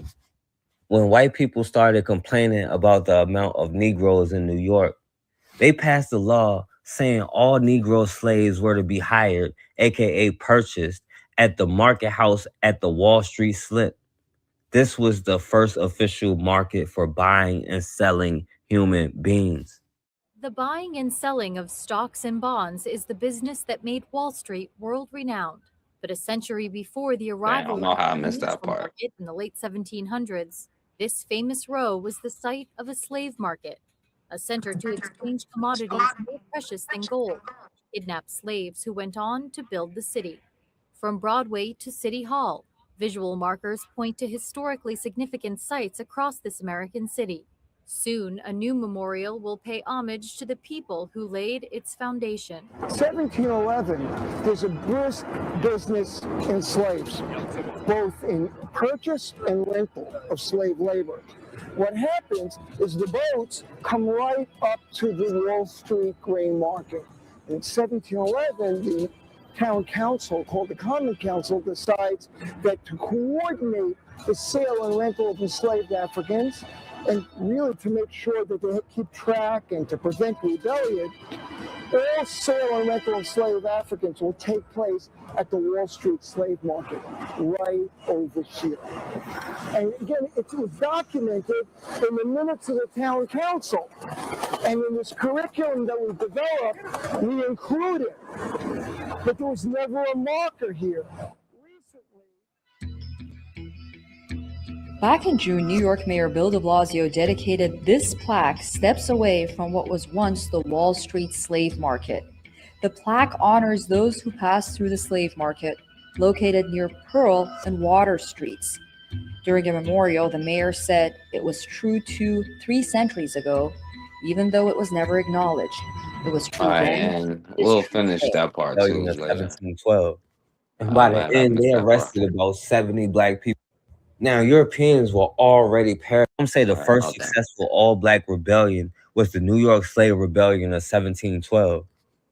Now, these slaves freed themselves, armed themselves with guns, knives, swords, hatchets, whatever weapons they could find. So they planned to set businesses, homes, and other buildings on fire. And then they waited. And every white person that came to put the fires out, they killed them. And by the end, they at least killed 9 people and wounded 6 more before they were able to escape. Now, Europeans were already paranoid, as they should be, because black people definitely was ready to fight back. And this uprising caused a massive panic. And most of the white residents just went on a witch hunt.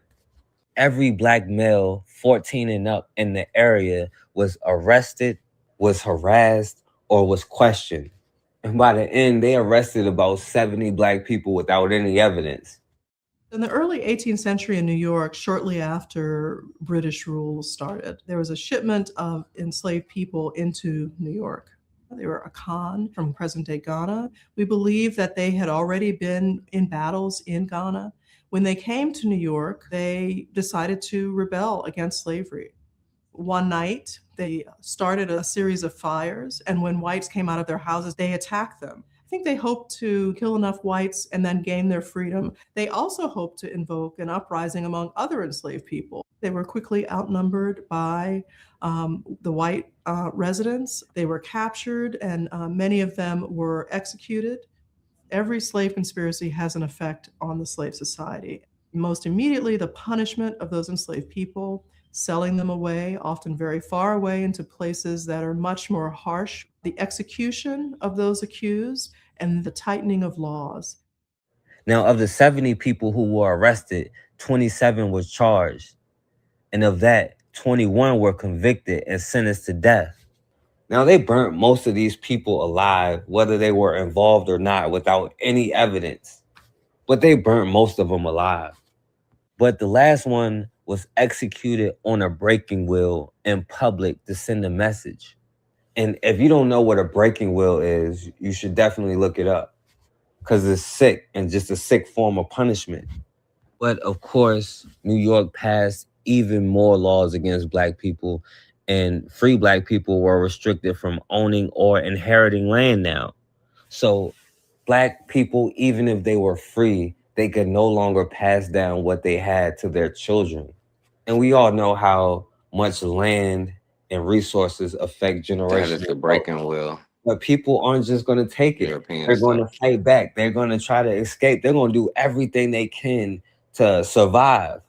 And not only survive, but to get out of the situation that they're in by any means necessary. And so many enslaved people were escaping from New York to Canada. And New York ended up legalizing the execution of anyone caught 40 miles north of Albany. Now, I don't want to go too far since we covered a lot of law. All right. And so of course you have the slave revolt of 1712. When you have every Right, where these black people fought back, right? And this is what we have to understand, that throughout our history, we have a history of fighting back. You know what I'm saying? In the And we early don't just sit 18th there and century, take that, you New know? York City was a bustling colonial hub, its streets alive with merchants, the most significant acts of resistance by enslaved Africans in the American colonies, the New York Slave Revolt of 1712.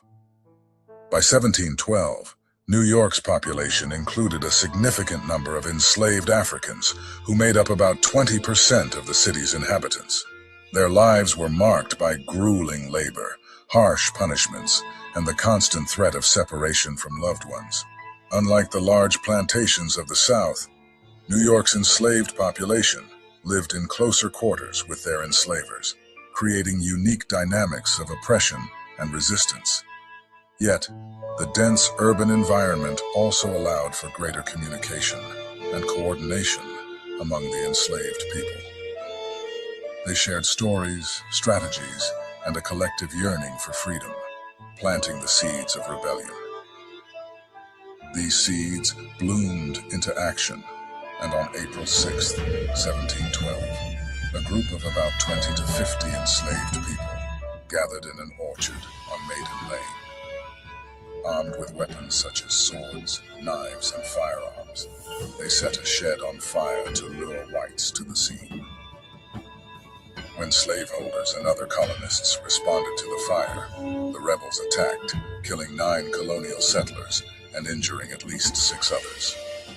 Their goal was clear: to send a powerful message against the inhumanity of slavery. But their actions quickly drew the attention of colonial authorities. Local militias and soldiers from Fort George descended upon the scene, capturing some rebels. Now, I'm not gonna lie, right? This would be a perfect point for me to stop it right here, right? And especially for the time and what I'm about to say and all of that stuff. So, and I understand if y'all cut it off right here, right? But I do want to make one more point though, right? And for what it's worth, and I'll go as fast as I can, I guess, But for one, you see the power that we could have if we understood who we are, our history, and what we could achieve when we work together. That what our ancestors did, how much courage that we have always had, right? And this mindset and this realization that we have to work together. We don't have no friends. We are all we got, right? And all of these tribal differences and especially in when we are surrounded by them, right? Gender wars, uh age gaps, all of that stuff don't matter, right? When we are on the same page, we can achieve anything. But that's why it is the major goal to have us divided and split in so many different ways, right? And it comes to a point where we will defend everybody else but our damn selves. You know what I'm saying? So let me play this, let me show this here. And like I said, man, if that was a perfect point to stop it. So if you wanted to stop it there, it's cool. You know what I'm saying? So I'm going on the extra point, not to make it too long. So Using Black and brown children as bait is nothing new for America. In fact, it's as American as a courthouse. White America has always used Black and brown children as bait. In the late 19th and 20th century, racialized violence against Black people in America was entertainment. Newspapers would recount instances in which Black and brown children were put to courage tests, where they were exploited or killed in horrific entertainment instances. I don't know Black about brown boys and Black children, babies by the way. tied up and being placed near alligator-infested waters to see who was going to be brave enough to go and save them. And a lot of times others would just place bets on what the outcome was going to be. Schools, churches, and Black communities reported these instances as late as the 1950s. Yeah, that's still Jim Crow. And these were not isolated events. These were socially sanctioned violence against Black and brown babies. And it reinforced into white culture the idea that Black children were expendable. This is documented in newspaper articles, firsthand accounts, and civil rights archives. But of course, it's never taught in white American schools. And this is not just tragic history. This is the systemic pattern, the historically documented pattern of dehumanization of Black and brown children, used, exploited, traumatized, murdered to reinforce white power structures. So the popsicle terrorist group using a 4-year-old Sister can't child get as this bait N brown out of her mouth, out persuade of our the family to come dialect. out so that they could be detained, arrested. Because we can't help but to have this, whatever it is, like this. It's not love, though. It cannot be love because you have to love yourself in order to love somebody else. So it cannot possibly be love.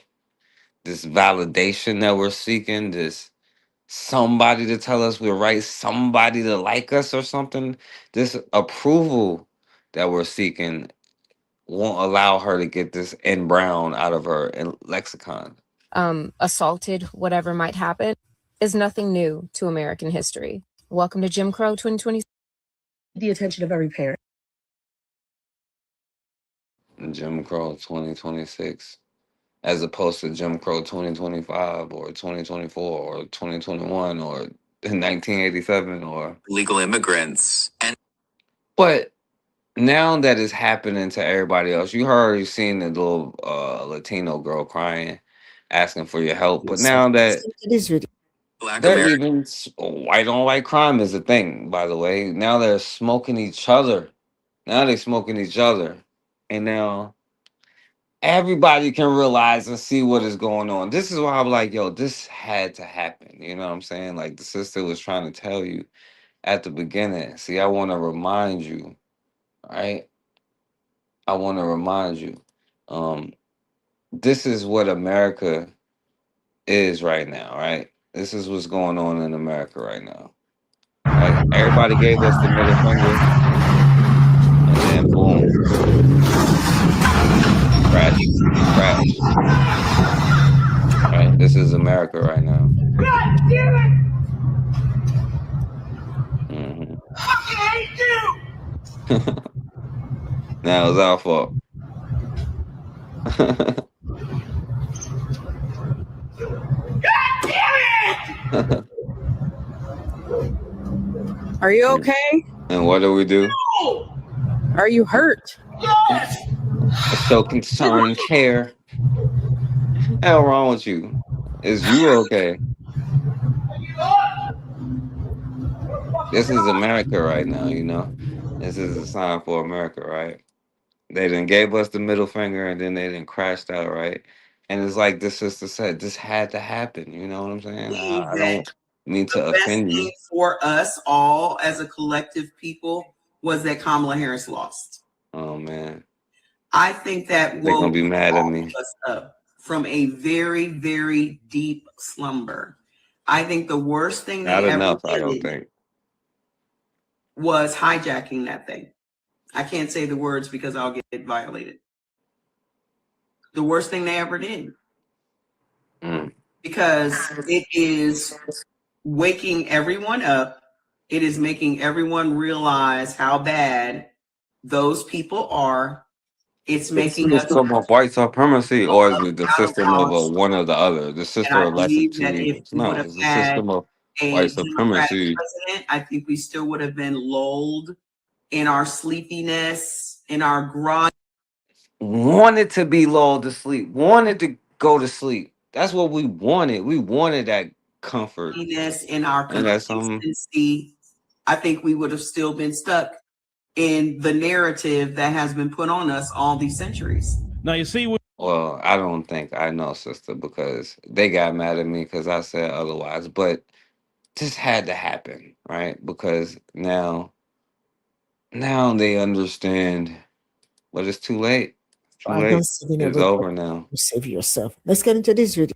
Black Americans saying ICE isn't our problem. Oh, boy. You do realize that they're kidnapping Black Americans too, Here we right? go. And they're just saying, oh, we thought they were African. We thought they were illegal immigrants. And then they will detain you for days, sometimes weeks, so that they can have their way with you in the ICE detention center.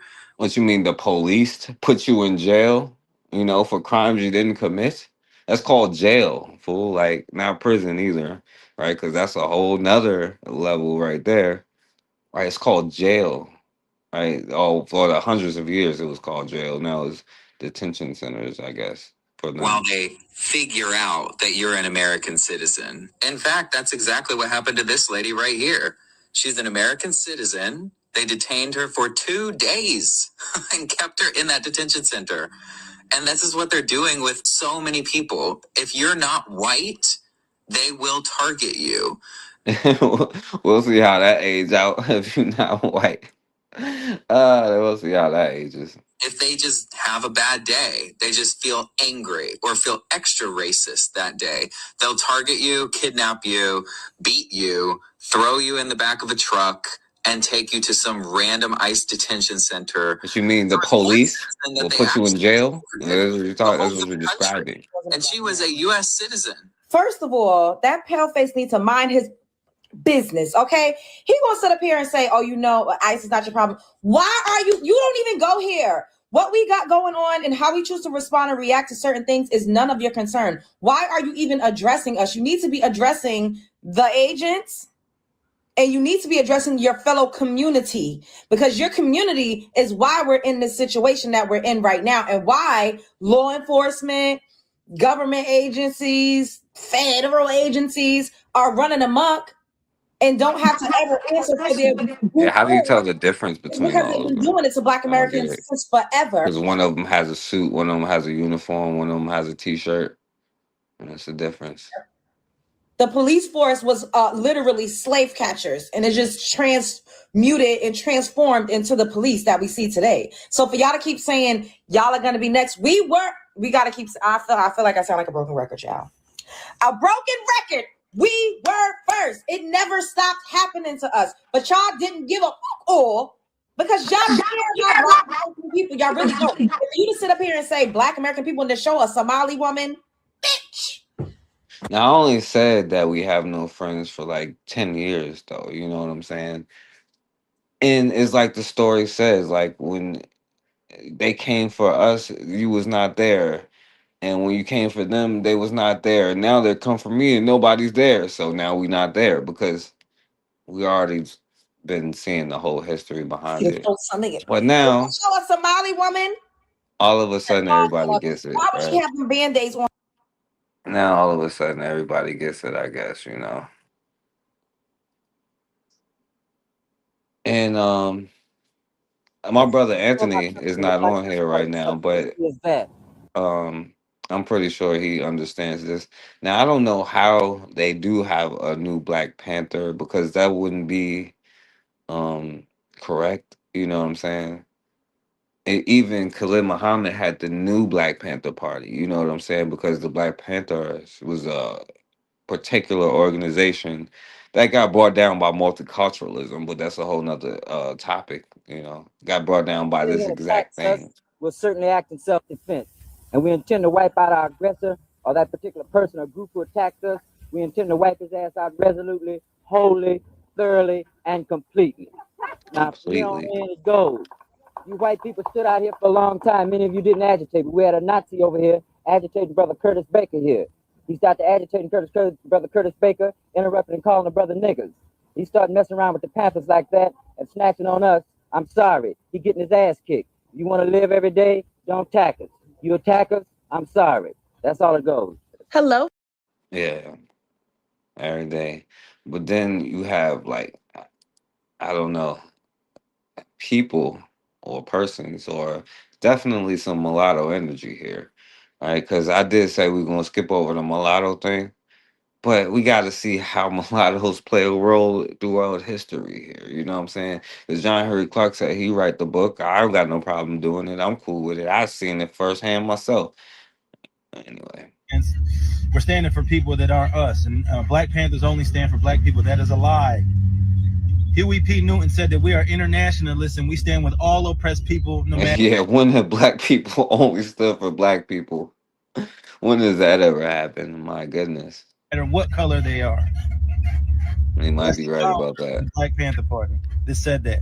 So everybody who's running around talking about Black Panthers don't stand up for people other than Black people don't know a damn thing about the Black Panther Party. Wait, do they stand up for Black people like since 1972 or whatever year that they got infiltrated by the Asian boy? Think about it and connect the dots. Now, dude was really Let me show you this. Walter Newton. He was the brother of Huey Percy Newton, who started the Black Panther Party in Oakland, California. Okay, my handle name is Maisha 415 Newton. I got birth certificate, paperwork, and a whole bunch of Newtons who are ready to listen. This goes out to the Black Panther Party, the new United Black Panther Party, whoever's out there protesting with these Somalians. I'm about to get a cease and desist order against you, and I'm about to sue you because you guys are. You are not going to defame my uncle's name like that. We're not doing that. See you in court, bitches. Now, I don't know if this is truly Dr. Newton's niece or not. I tend to believe it is. But if she is, she has every right to not be happy if this man is not an actual.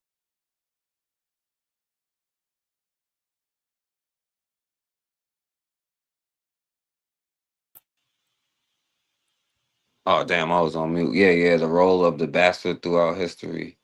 What's going on, RBG? Man, what's good, Forecast, man? It's been a minute, man.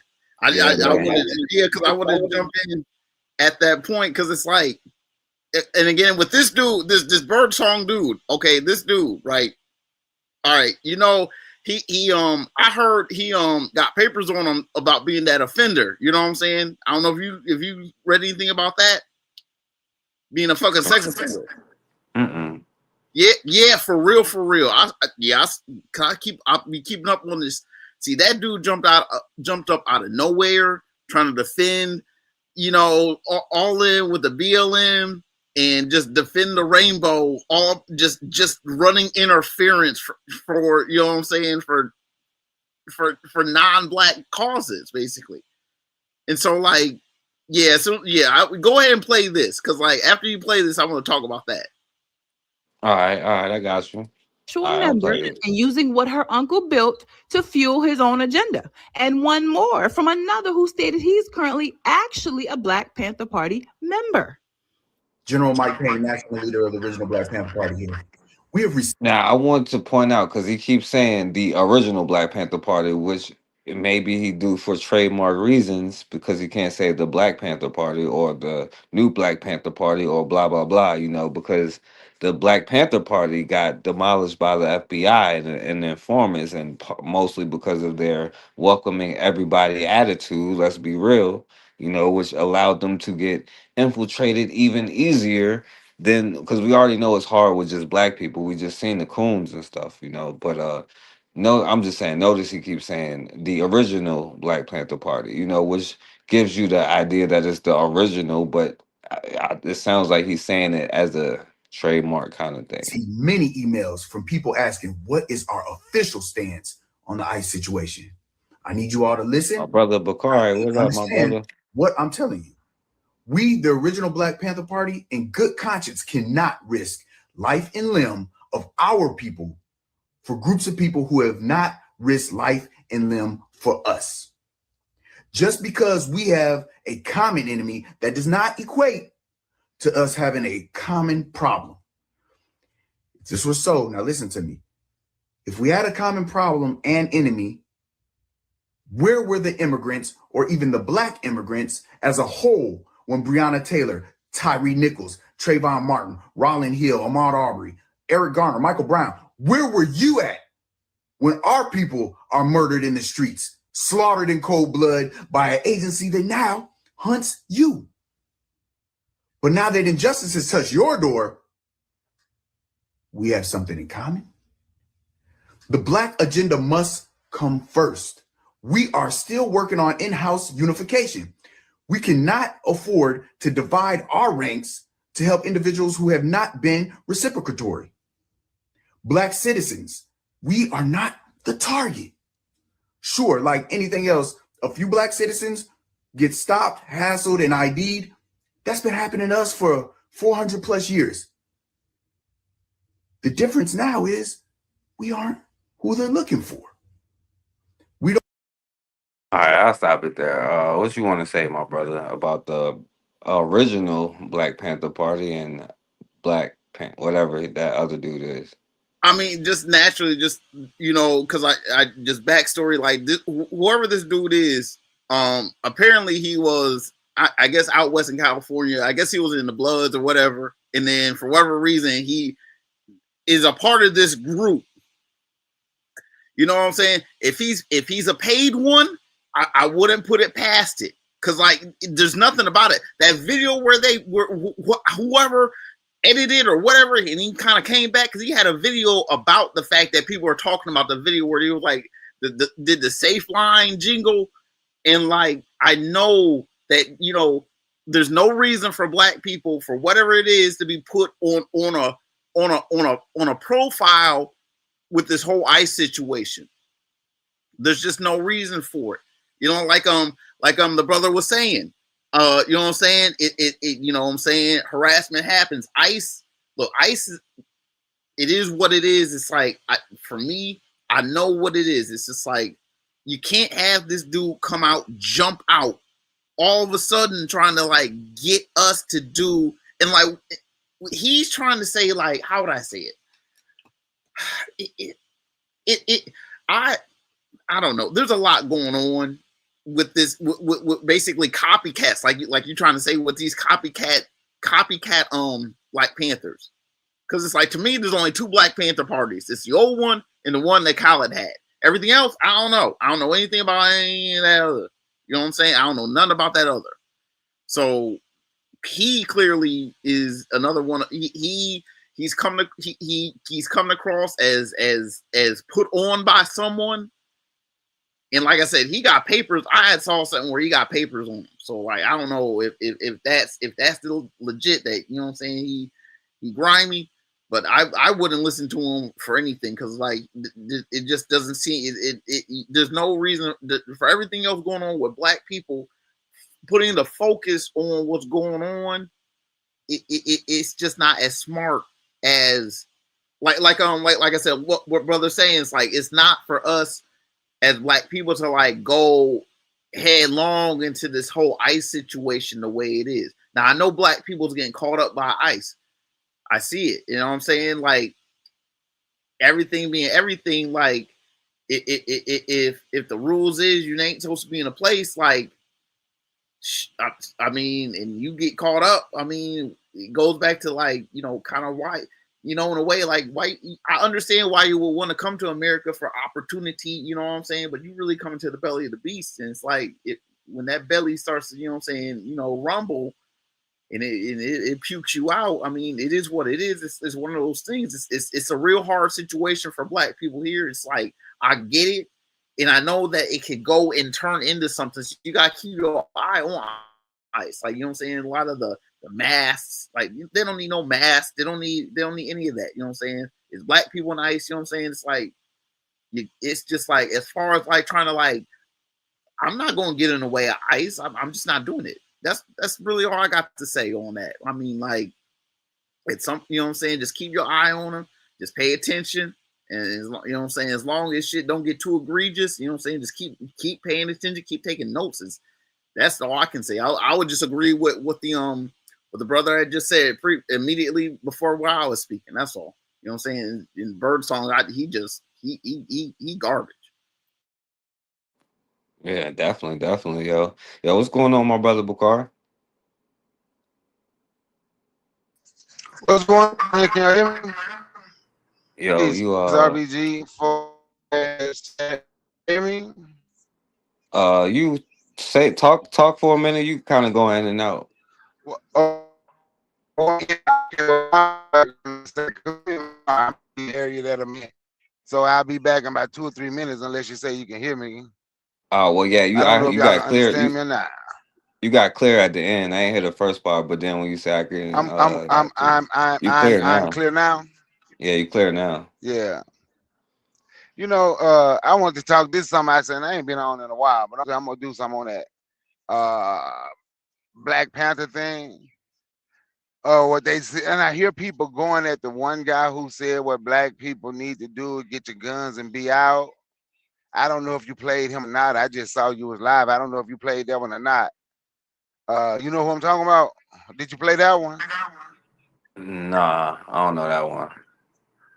Oh, he was the first one that come out. That's why the other Black Panther started coming out, right? When the one come out and saying I forget where he was, but black people, we need to have our guns and be on the streets.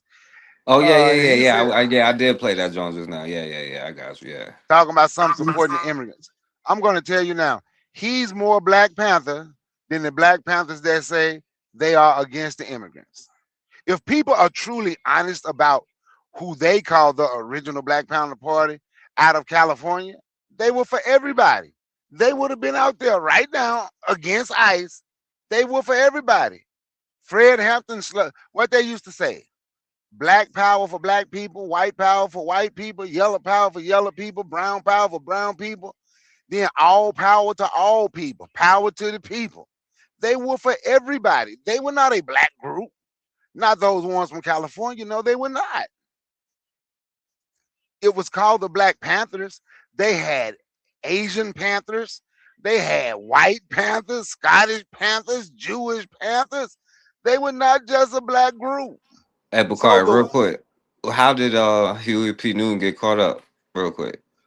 Oh, he got caught up messing with that Asian guy. Tony Ayoko, whatever his name is. That's who gave him the gun, was the CIA, who was helping him get guns, who was the CIA. But my point is, right? But you're right. That's how he got caught up. But my point is, the first guy that said what black people need to be doing out here for everybody else, he's more Black Panther than everybody else who's acting like Black Panthers was strictly a black organization. And another thing I want to say about that, I've heard black people calling that dude an agent, COINTELPRO and all that. Here's my thing, right? Am I going to go out there and do what he's doing? Talking about we need to be with and all the immigrants and all that? No. But what I'm not going to do either, I'm not going to publicly call a black person an agent who's saying he want to fight. That's the same thing that happened to the NFAC. That's part of the reason there are certain people that's doing certain things. Stay away from social media. The Europeans don't even have to do nothing no more. As soon as something happens, it's black folk, white folk ain't got to do it no more. It's us who's calling him an agent. Don't know nothing about him. Don't know who he is. We just gonna say he's an agent. But let's say hypothetically he is. I'm not gonna come and I'm not gonna publicly, because what are we doing in secret to defend ourselves? Because if we don't think we're on ICE list, something's wrong. ICE have killed like 2-3 black people already.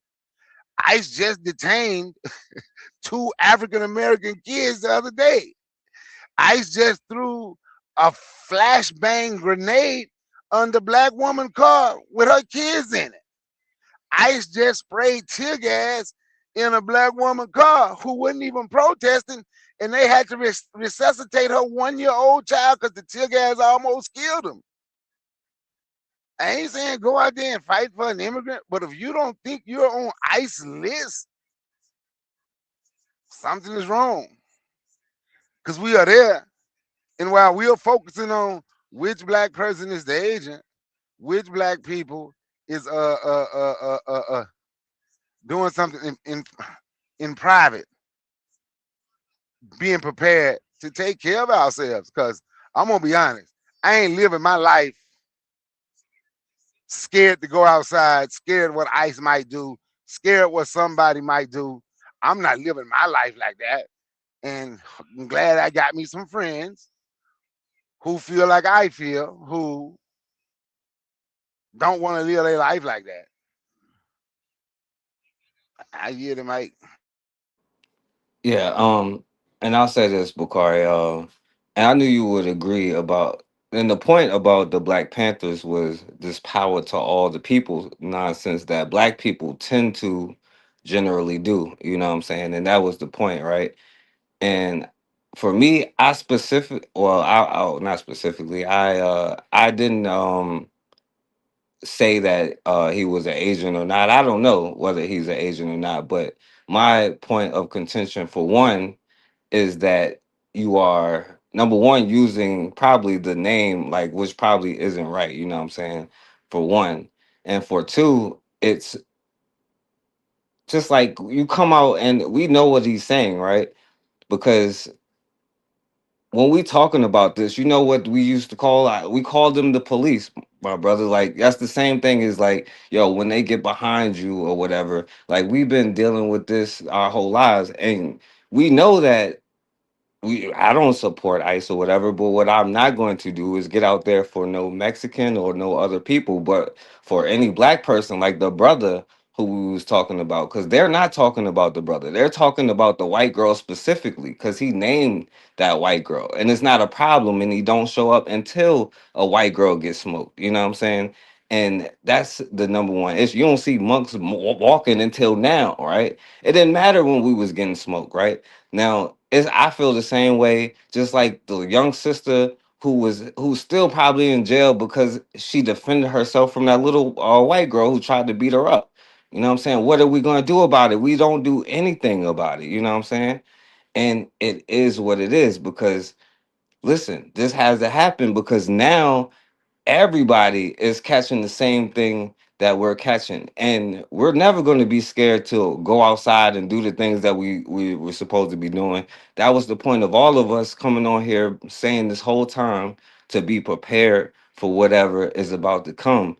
But at the same time, we can't keep saving America. We got to do the same thing that we were supposed to be doing a year ago and 2 years ago and 3 years ago, when this happens to every single person. Just like you said, what will happen when the police stop is when they start raising bagpipes.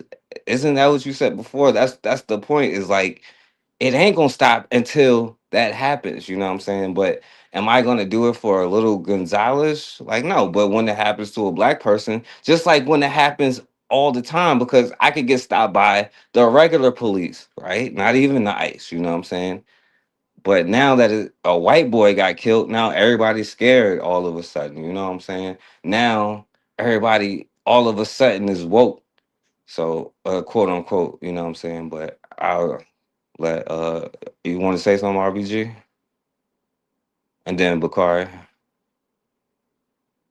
I guess my thing is as far as him, it's just what I know is that it's I saw, I don't know, I saw at least two sources saying, and his niece saying that, like, we don't need the guy who just came on before, the niece, and I want to say there's another Black Panther out in Chicago was saying that who is saying according to another woman who allegedly, you know, spoke to this person, is saying that dude that is saying that he's not. It's just the fact that, look, the message is okay, but the timing is suspect, and it's just like this dude comes out of nowhere. I mean, I don't know if anyone knows about him, but anyone who's immediately around, it's just one of those things where it's just like, I get the message, the messenger type. It's just like the message, but the messenger type deal. I mean, that's about it. And again, it's just like, oh my goodness. I mean, I love Black people. I love African people. It is what it is. Like, if you put yourself in a precarious situation, it's one of those things where it's like, how do I say it? It's not quite like the Underground Railroad. You know what I'm saying? Where it's like Black people trying to help Black people get to freedom. It's not quite like that. There's similarities, but it's not quite like that. There's a lot to it where there's I don't know how else to say it. It's just like, watch ICE, you know what I'm saying? ICE, you know what I'm saying? They need to be defanged. They need, you know what I'm saying, as far as the masks and a lot of stuff, you're going to have an immigration and custom enforcement. I mean, unless you're going to like just get rid of that. I mean, I don't even know how else, you know, there's a lot to it. I mean, for every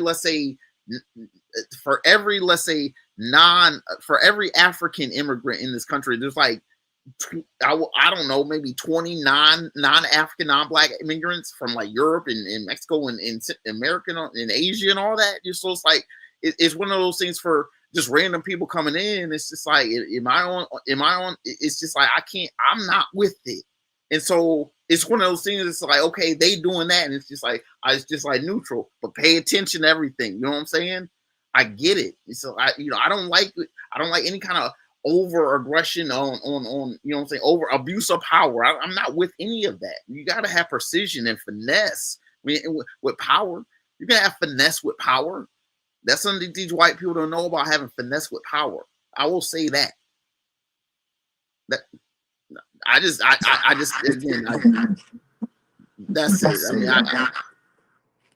I mean, go ahead, my brother Bakari. Give me a second.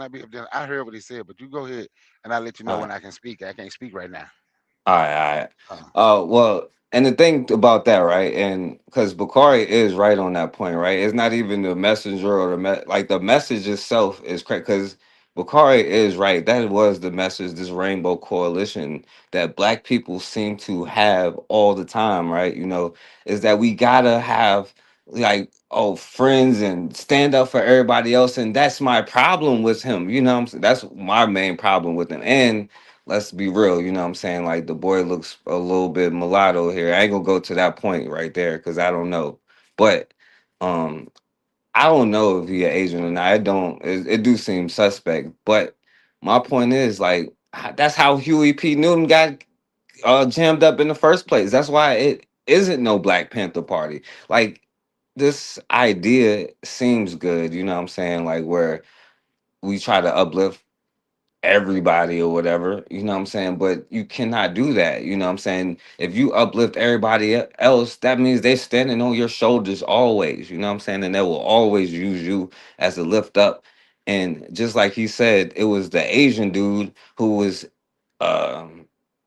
working for the CIA, whatever organization he was working for that gave them the guns in the first place, right? Who was there to set him up. And then you got damn Angela Davis still taking up for it. That's a whole nother topic, Angela Davis and all that stuff, you know. But I don't know if Bakari want to say something, but when he I'm back. I'm okay, go back. ahead, my brother. Yeah. My thing is, right, like I said, I hear brother talking about fighting, right? Do I agree with him talking about we gonna need to go stand with the immigrants and all that? No. My point to this is we need to stop jumping whenever we see a black person ready to fight. He an agent. He's an agent. Every time we see a black person ready to fight, it was us. It was us who destroyed. It was us that first destroyed the NFAC on social media. It was us who destroyed Grandmaster Jay. It was us. Because I knew people that was in the organization. One of them even came on my panel to do an interview. It was us who made those young brothers say the way black people talked about us and treated us, they'll never know what we're doing again. I'm not going out marching with my guns and ammunition for those people no more. And when I was trying to tell people that, black people want to say it's okay for us to, well, we're going to talk about it. Well, if you can talk about it, it's okay for them to say, I'm putting my life on the line. When I tried to explain to people what they were doing and how they punk white militias, nobody wanted to hear it. Now, where are they? Because we ran them off. We had those young people saying, man, I don't want to do that no more. Man, we can't just constantly crap on our people, then say, well, they ain't doing nothing for us. I don't know, like I said, I don't know if the brother is an agent or not. But the stuff he was saying and what he's doing is what the Black Panthers from California did. That's what they did. And to say he's an agent, that means all of those Panthers and their ideas in California and Fred Hampton, they were agents. But we'll say they were not agents, but if you really follow their message, he's following their message. He's following their message. The other ones who's from out their way talking they're original Black Panthers and trying to act like this is what they were for. No, that was more SNCC. That's why Kwame Ture came back down south to Alabama when he left California, because they wouldn't let nobody else in their organization. If somebody wanted to help, they had to help from the outside. They was the first ones with the Black Panther symbol. Y'all know student and SNCC, student, what is student, nonviolent, whatever, but they were not nonviolent. That was the name of it. We have to study these organizations from the past, and we will understand what's going on with some of these people now. So for me, I'm not going to just jump off the porch in front of everybody, in front of all these white folks and say, yeah, I think he's an agent. Nothing he did, to me, nothing he did was suspicious other than going out there to break his neck for the damn immigrants. For me, No. I see a brother that say he want to fight. And we need more brothers that say they want to fight, because we can't just hide up in the house. You got some woman running around talking about she Hewitt P. Newton niece, and they wouldn't for no everybody. They were just for the Black American. Woman, you lying. Either you lying about being his niece, but you most definitely lying about the organization. I've seen too many Black people come out and make up lies to make themselves sound good to crap on that Black dude. And I don't know nothing about that Black dude. I ain't caping for him because I don't know nothing about him, but what I am doing, I'm going to stop Black folks every time you see a Black person that's want to stand up. I'm going to stop Black. My goal is to like hush that damn noise. Stop trying to crap on every Black person that say they want to stand up and fight the system. That's my goal. Well, Bakari, and let me say, right, because when you write, I agree with you, Bakari, and you already know where you coming from. Because my problem is, Bakari, with the Black Panther Party, you don't have a problem speaking out against them and talking about how they was inclusive of all people and how that was a problem and how that got them messed up. You know what I'm saying? But like with this brother, like now it's like cool. Like I don't like, and then on top of that, Bakari, that's the problem. Like Huey P. Newton got jammed up because he was on this protect all people. And now this dude is telling us to come and make the same mistake over and over, which was a mistake when Huey P. Newton did it before Forecast. that. Did you hear what I said? Mhm. I said I don't agree with that Yeah. part. I said I don't I agree know, with I that. know. We ain't going. I just want you to know that is what I said. Yeah. We ain't going out I there to know, I break know. our. We ain't going to break our neck for them. Yeah, I know, I know. I ain't saying that I part just about wanted you. you to know that's what I'm saying. No, I don't agree with Yeah. that. No, I'm I saying don't agree with for that. him. No, for this is why I disagree with him though, because he is still making the same mistake over and over. Because the difference with the brother from NFAC, he came up there talking about black people and black only this and black only that. That brother came up. Well, I don't know if he's a brother to be honest with you. I would be real with you, like but if he is a brother, he came up there talking about some damn white girl and like how we got to stop for the immigrants. We didn't see him showing up. None. Like, when the brother was there, where was the damn Black Panthers if they was for stopping this stuff when the brother got killed first in the black family that they ran up in? They didn't stand up for that. That's another issue that I got with the brother. And like just like all black people that be doing that stuff where we stand up for everybody but ourselves, like yeah, I'm gonna call that part out because I still think that is clone behavior. That is coon behavior, you know what I'm saying? Like trying to take up for people, like just like I was about to play, like the sister got charged with the damn the law for the KKK or whatever, you know what I'm saying? Like I'm a because I don't want to let you speak, so let me just stop right there. I want to show it to you, so I ain't gonna speak long. Um, the black people, and that's another thing when black people be like, we need to get this law passed and get that law passed and all this other stuff. Like they just use the same laws against us. We can't use their force, I their laws. We got to do it on ourselves. the ground in Minneapolis who told me in a statement that they aren't giving up. Here's what the Twin Cities Coalition for Justice had to say. Quote, TCC4J condemns the DOJ's twisting and weaponization of a protection meant to protect Black communities from racist violence. Nakima, Monique, and Chantel harm no one, but ICE agents are allowed to freely roam our streets, murdering neighbors, kidnapping children, beating and racially profiling residents. Yet a nonviolent disruption is where this corrupt DOJ draws the line. TCC4J will do everything possible to defeat these bogus charges and hold David Easterwood accountable for using the church as a shield for the crimes of himself and his agents. We demand the DOJ. This is why I am, you are. Not to skip it so like that, but they're overwhelmed. talking about this sister here. She was there in a protest against ICE, and they're charging her with allegedly charging her with this law that they made for the Klan or whatever. And I'll let y'all just hear them talking about it just to get the idea right. I mean, I thought it was an act of terrorism, what we watched in that church on Sunday. I don't call it a protest. It wasn't a riot exactly. It was more of like an act of terrorism targeting innocent people minding their own business who had done nothing wrong and trying to scare them. Yep, there's a little bit of it. Even Don Lemon admits on the tape that he saw little children frightened and scared, didn't care. Neither did the protesters who clearly wanted to scare the people there. And what we heard Kristi Noem say last night on Fox, Mike, or no, it was on maybe Newsmax, was you're going to see arrests within hours. Now, before I officially toss it to you, a lot of people saying they're taking too long. Pam Bondi, Harmeet runs civil rights.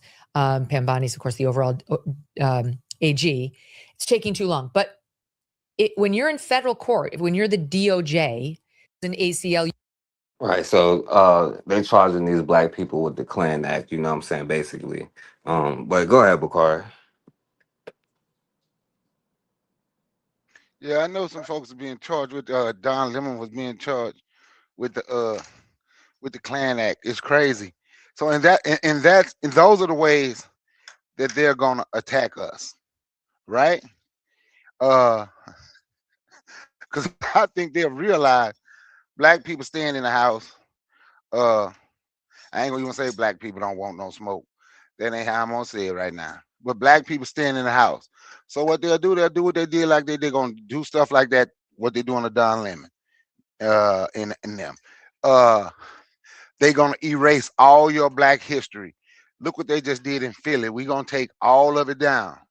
We're gonna take all of it down. And what we're doing in response is, if we sit in the house, everything is gonna be okay. We're gonna have to go out and defend ours, and because they're gonna continue to do this to us until we defend ours.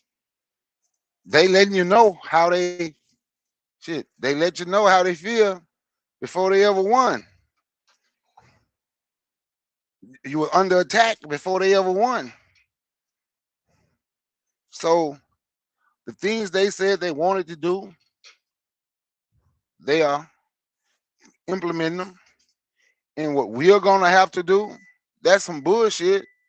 And we're gonna have to stand with our people. And I understand what y'all saying. What Forecast saying, he was like, where were these people who standing out here acting tough now?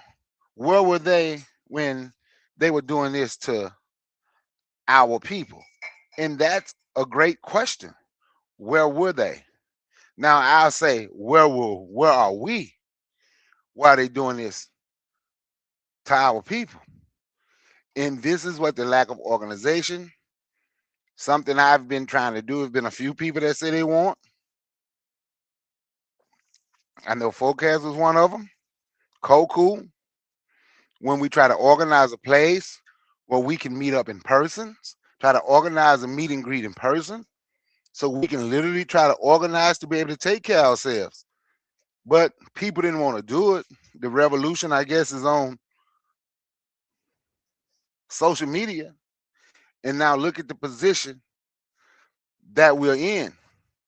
And my opinion, just my opinion, don't see it getting better no time soon unless we do something to make it better. But on that note, Forecast, thanks for letting me speak. Peace to you, RBG. I'm gonna listen offline. You know it's late, man. My lady had me out late. That's the only reason I'm still up. So I'm gonna listen to you. Is it ice down there? It's crazy. Not in about 5 miles from my house, it had ice and some limbs had fell off the tree. The power lines were iced up. You know, in a couple of spots, but in a couple of spots, there's some ice. It didn't get as bad. It didn't get as bad as they said it was gonna get. Did you get it? I know the Carolinas got it and Tennessee got it, which both of those states touch yours just like it touched where I live. Did y'all get it? Yeah, we getting it right now. No, I'm up in Ohio. I'm up in Ohio. My pipes damn near froze. Like, that's one thing you gotta worry about with the temperatures. Like, if you got pipes in your house, like, you know what I'm saying, you want to make sure you protect your pipes. Otherwise, you know what I'm saying, leave your water dripping. Yes, leave your water dripping overnight.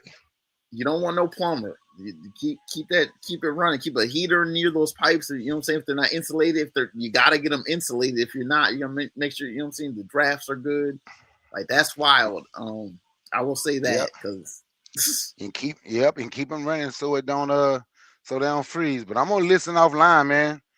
All right, my brother. Peace to I you, appreciate Forecast, you and coming on. peace to you, RBG. Peace to you, Bakari. Yeah, I appreciate you coming on, my brother. Much love for that. And I'll say this, right, to what Bakari said, and I'll let RBG go, right? Now, I told him, right, and maybe you could think of this as a blessing because, yes, we did try to do this over and over again, and people before us have tried to do it over and over again. And when I tried to be like, yeah, Marcus Garvey failed, like, not because of Marcus Garvey, because we failed Marcus Garvey, but he failed, you know what I'm saying? And I say that to be provocative, you know what I'm saying? But at the same time, it's true though, you know what I'm saying?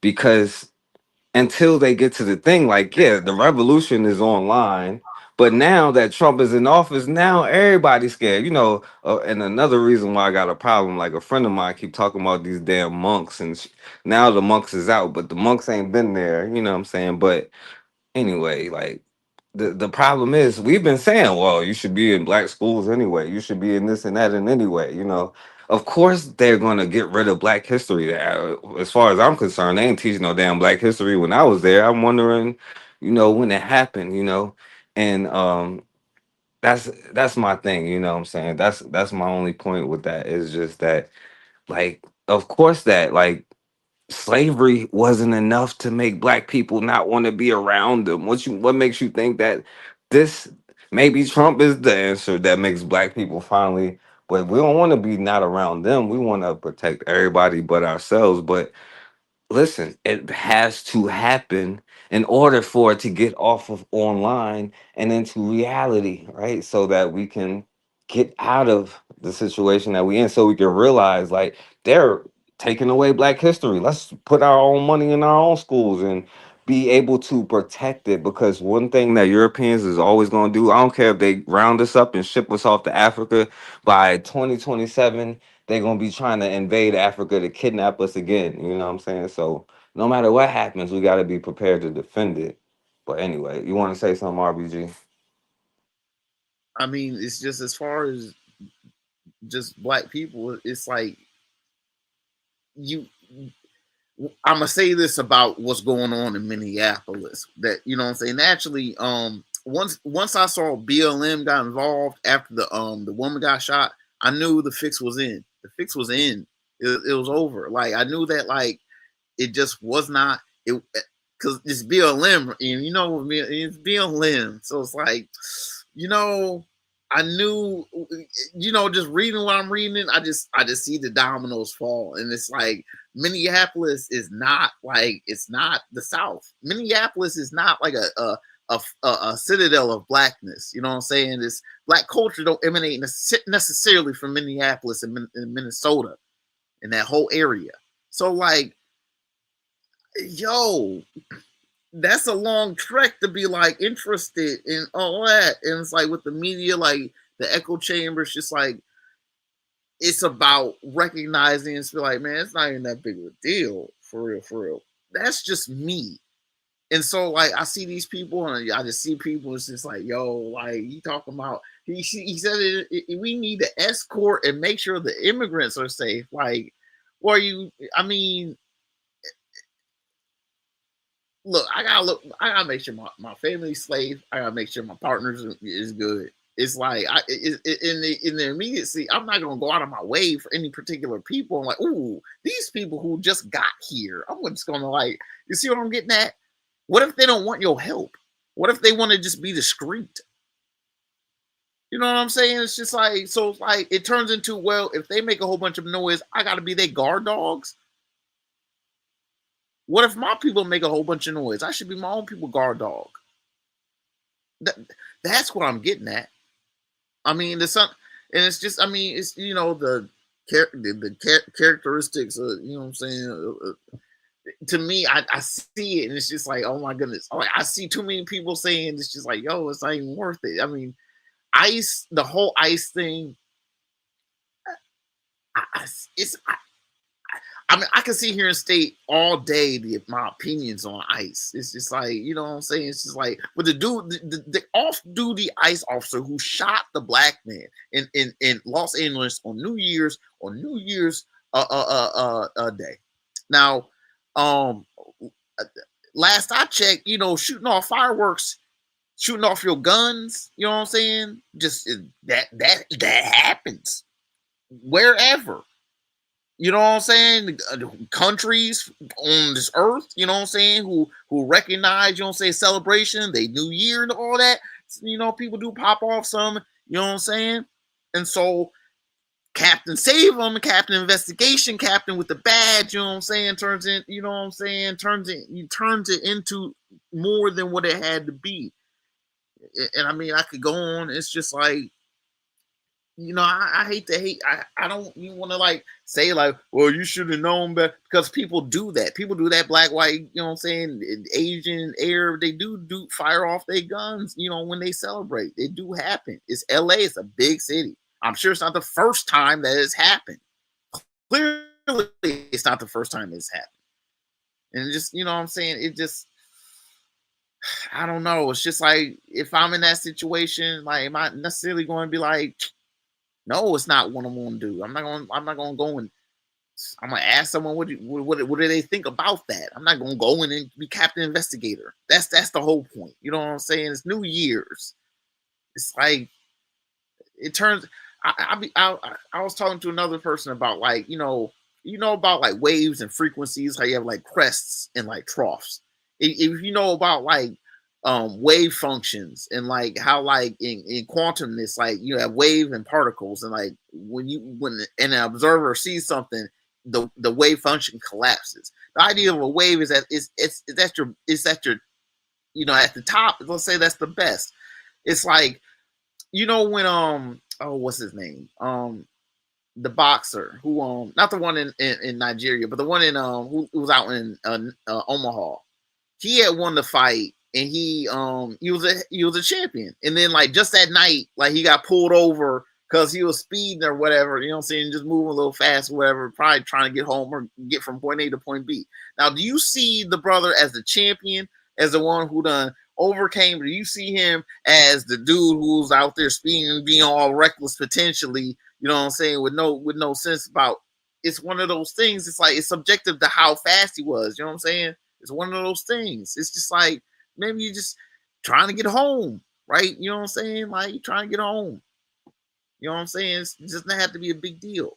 It's like when you see black people, is it really like at high, or at a higher level, or is it at the bottom? And it's all about like when you think about like when that wave function collapses, it's like blackness. Okay, yeah, that's what's up. You were part of the best. Like all this, I don't know. I don't want to keep rambling because I know you want to show some stuff, and I don't want to comment on it too. So go ahead. Let me Mike. Well, yeah. Well, now, yeah, we about to wrap it up. We about to wrap it up too. You know, I'm gonna show one last thing, right? And yeah, like what they would see him as an uppity Negro. They see him as the champion and as a Negro. So he's an uppity Negro when you put it together. You know what I'm saying? So that's how they would see him probably. But now all of a sudden, this is the issue though, right? Like, because we understand, right? They can't do this and can't do this, but they can do it when it comes to them. Like, it's no secret, right? Like, I've been guilty. this bitch, As has a she might be 24 to be fair, because they be Asian, like, you know what I'm saying? There's no telling how old she is. Who knows? large number of friends of mine. You a fool for saying the following. I'll be Yeah, discussing she's probably actually like 27, really. the horrors going on in this country, particularly for anyone other than white.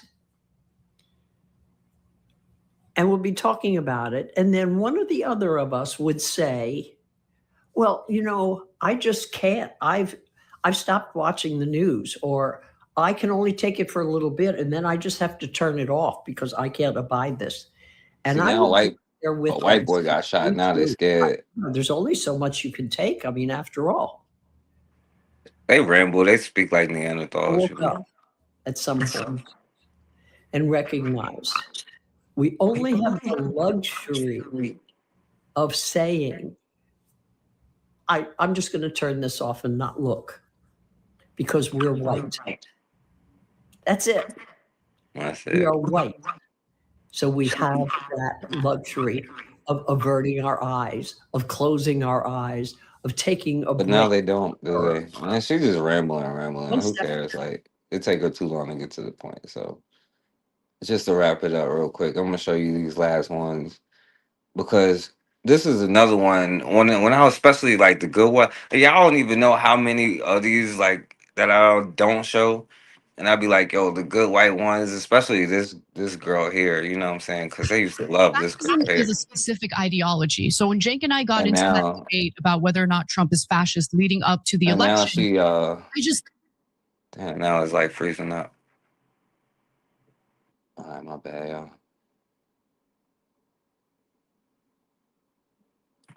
There wasn't evidence to suggest. I knew Trump was going to be. All right, I need to so apologize. she apologizing to y'all now. Let's get into this video. Guys, I was so wrong. I knew Trump was going to be bad.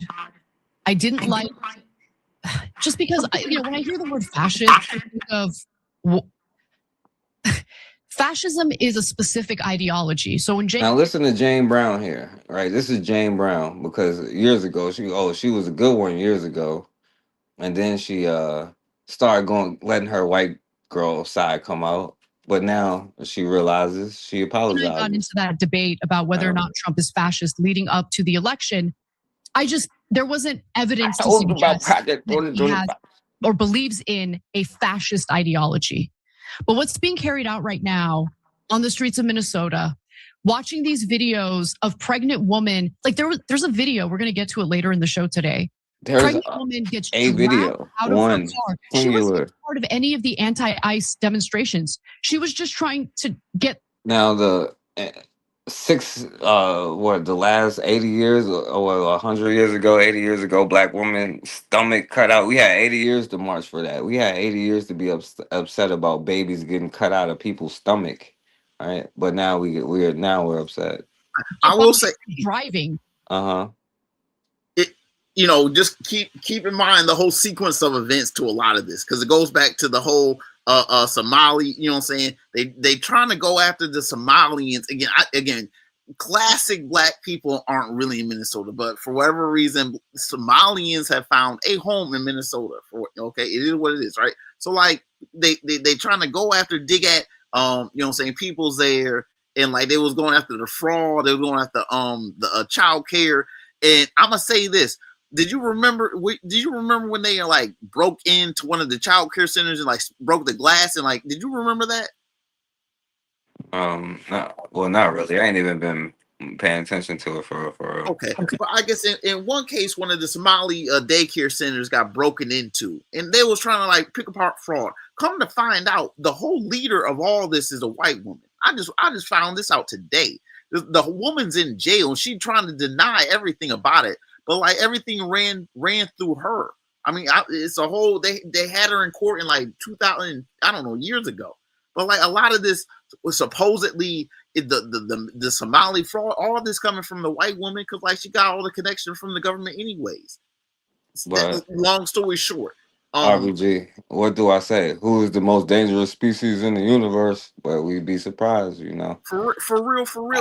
Not white men, white women who already in jail, guilty for. So it's White like bitches. it's late news that they just kind of like recycle and just say, oh, there was some fraud, and it's just like, again, it's what winds up happening is like you know what I'm saying? It's like you use bullshit to try to justify the one or two out there. I mean, we talk about millions of people. I mean, that's just, you know what I'm saying? It is what it is. Hell, the Mexicans is in every state for what it is. They come in. There's Mexicans in Alaska, I'm sure. Well, that's the thing, though. We know it's not about no welfare fraud, because we know who commits the most welfare fraud. We know who gets the most welfare. We know all of that stuff. We know that. Yeah, it's that's just what they say. You know what I'm saying? There's euphemisms, like just like they've always done. You know what I'm saying? So that's just how European culture works. But that's why I can't believe we be so surprised over and over again that when we talk about like, oh, these group of people, now the Somalis, I ain't even gonna get into that, because to be real with you, if what's his name, Hardcore, I told him, instead of worrying about the East Indians, right, the Somalis probably the hardest one, and the Arabs, and instead of the East Indians, those are much harder kind of mulatto groups. But that's a whole nother conversation. But like the point is though, like we know that generally when stuff goes wrong and stuff, like they still haven't like locked up Brett Favre when they talking about some welfare scam. You know what I'm saying? So we know that's some BS, right? And they do that to target specific groups of people. But though the problem is those other groups of people don't realize it until the target turns around onto them. You know what I'm saying? And then they realize it. There's no more I know black. There's apologies and stuff like that. To an appointment thing. I've seen multiple videos of innocent people who are they're not obstructing, they're not getting involved, they're doing nothing other than standing kind of like away off to the side and filming ICE as they're, raining terror on people. What you mean, like the police shoot people and we just stand there recording it? The ground. American citizens. I'm sorry. I feel guilt every single day that I didn't see this coming. I'm such an idiot. Well, but we know, and see, I could skip through this because we know this white girl's history. No, right? White Karen bitch absolutely history. What is. she was just saying.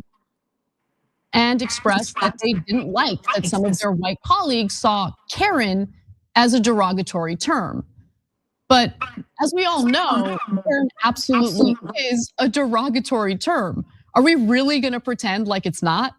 Employees felt the event organizers were minimizing racism and the harm white people can inflict on people of color by focusing on how Karen is a hurtful word, according to messages and an employee who attended the events. Well, it's a derogatory term. That's why It's like extremely irritating because like so many people love her. I mean, it's just it's like it goes on and stuff like this, because before Congress. the problem is black people are so cooned out that we will listen to one Neanderthal girl talking to another Neanderthal girl and be like, there's a lesser of two evils and think that's a real thing. You know what I'm saying? But it's just one Neanderthal talking to another Neanderthal. Like they would take this weirdo Neanderthal chick Ann Coulter, right? But just because they quote unquote recognized her, you know what I'm saying? That's the coon behavior that does exist, you know what I'm saying? That black people tend to have. And this is why I keep calling out coon behavior that we have. Go ahead, my brother. I mean, it's the nature of media. It will exaggerate. It's so, I mean, this, I can't, because like Ann Coulter, I guess, be on ABC, you know what I'm saying? Like, they'll be on the big networks, and when they try to talk and speak up and try to be the advocate for black people, again, there's no nuance, there's no nuance, there's no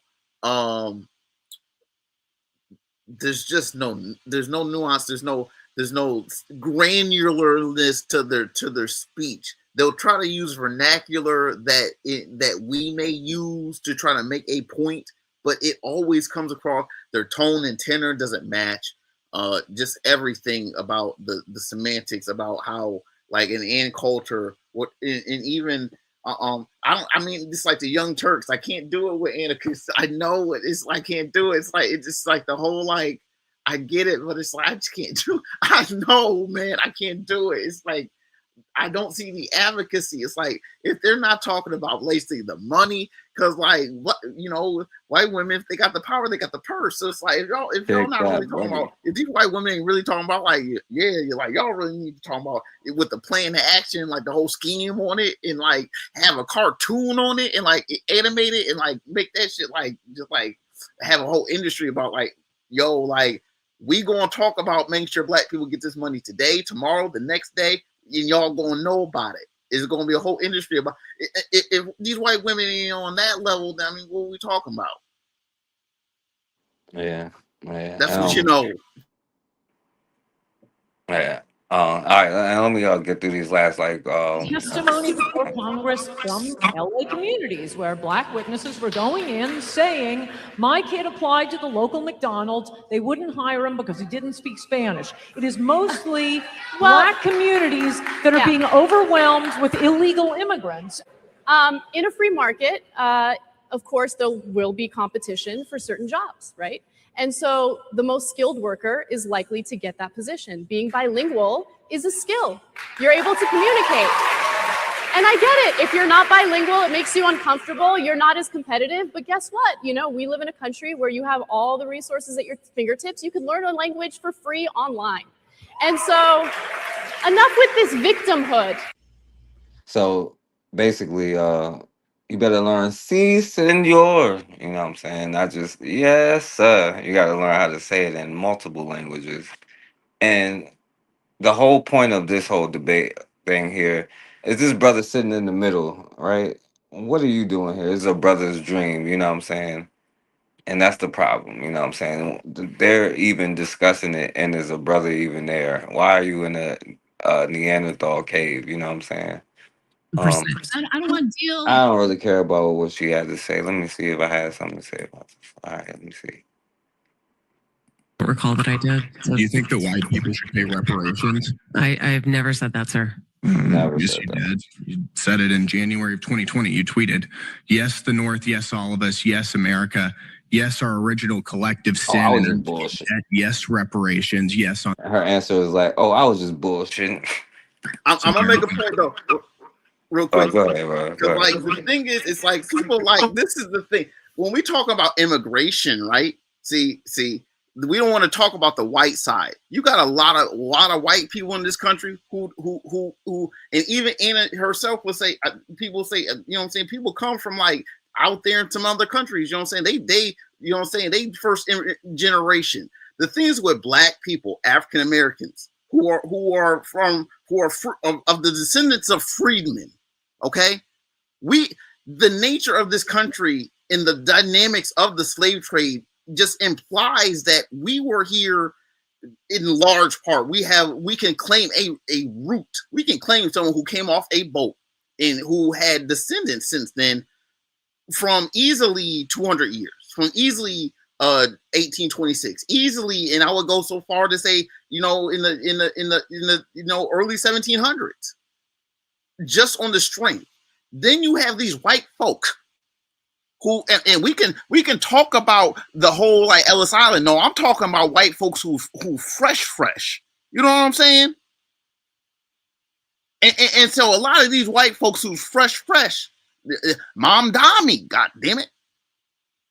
He wasn't even born in this country. You know what I'm saying? You see what I'm getting at? And he the one cosplaying and culturally appropriating with blackness. It's like there's a lot to it. There's a lot to it with when they talk about the immigrants. They're not talking about like the Boers and all them white folks who get to come in free. That's the whole thing. I mean, so like that's what I'm saying. You do have to watch ICE. I'm with it. Gotta watch ICE. Gotta watch out for these moves. All of a sudden, you know what I'm saying? The 14th Amendment get cut, and like, you know, if the 14th Amendment gets cut, black folks are reduced to Dred Scott, and that's what it is. That's what it would be seen as, because it would nullify the 14th Amendment. The only ruling that stood since then is Dred Scott, literally.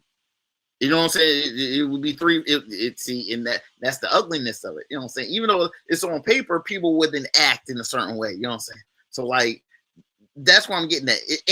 In addition to what I just said before, with all these white folks, the white immigrants who are fresh, the Ukrainians, the fresh. You know what I'm saying? They fresh. That's all. Well, look, I'll say this, right? Because I said this before, right? And I'm gonna say to wrap it up, right? When it comes to like the 14th Amendment, I tried to tell people before that, and people don't believe me. That would be a whole nother live. If you don't believe me, I say you can come and challenge me and show me like the 14th, 15th Amendment and all that stuff, right? Like, we are not citizens of America. We is not Americans, you know what I'm saying? Like, you don't have all of these extra laws for quote unquote Americans. We aren't any of these things, right? And if anything, the 14th Amendment, if you look it up, corporations actually use this law more than black people, just like every other law, just like we saw with the Ku Klux Klan law and all of that stuff, you know what I'm saying? And yes, it's like you said, see, these things don't apply to those white immigrants, you know what I'm saying? They leave the white immigrants, who are the most of all of them. It's like you said, like the black immigrants are like one out of however many you said, right? It's the least of all because as we remember, like black people in all walks of life, no matter where you are on the globe, the darker your skin, right, more likely the government that you're in, except for probably a few places in the world, right, is anti-you. You know what I'm saying? And of course, it's like you said, is that's the thing here. There is no lesser of two evils. The problem is, and I play that because we will look at that, right? And it's just like I was saying before, and the point of all of this, right? Because when it goes back to the Black History thing and we kind of got lost, right?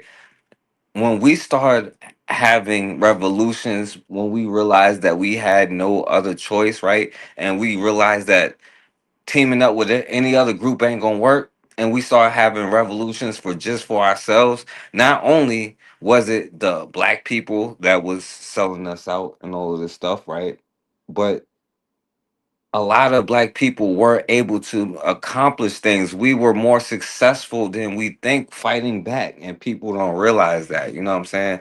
But we look as though we have to have some kind of savior or hero. You know what I'm saying? Because a lot of those white immigrants is going to end up as the police, and the races as doctors. You know what I'm saying? And stuff like that, right? They come over here, they get money, but nobody talks about that, right? They need to get kicked out of the country, right? But I'll play this part, right? And Yes, then our original collective sin and unpaid debt. Yes, reparations. Yes, on this day. I don't believe that was a reference to fiscal reparations, sir. What kind of reparations was it a reference to? I think it was just a reference to the idea that we all owe much to the people who came before us. That's a bizarre way to frame what you tweeted. Okay. Anyway, so, and this is the thing, man, because what this country always is going to give you is symbolism, you know what I'm saying, and to lull you to sleep. Now, what we don't realize is you probably going to be the ones that's out there in the fields picking the cotton, or these days the oranges, though. You know what I'm saying? You might think that you're going to get rounded up and do it, but it's just going to be the chain gang all over again, right? You're going to be the ones that's picking the cotton. I mean, not the cotton, the oranges, right? That's what's finna happen. But one thing that America is never going to do is destabilize themselves in order to lift us up.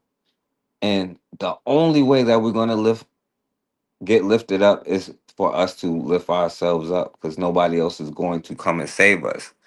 And unfortunately, it's not my fault that we needed a wake-up call in order for that to happen. You know what I'm saying? Because unfortunately, Negroes don't want to fight until it's happening to somebody else, which is the irritating part. And this is the last one, I promise, you know. But this is the irritating part, because Negroes don't want to fight until it's somebody else. And then you keep telling me, oh, I got to wait until the next time and the next time and the next time and the next time. Like, we're not going to wait till the next time no more. You know what I'm saying?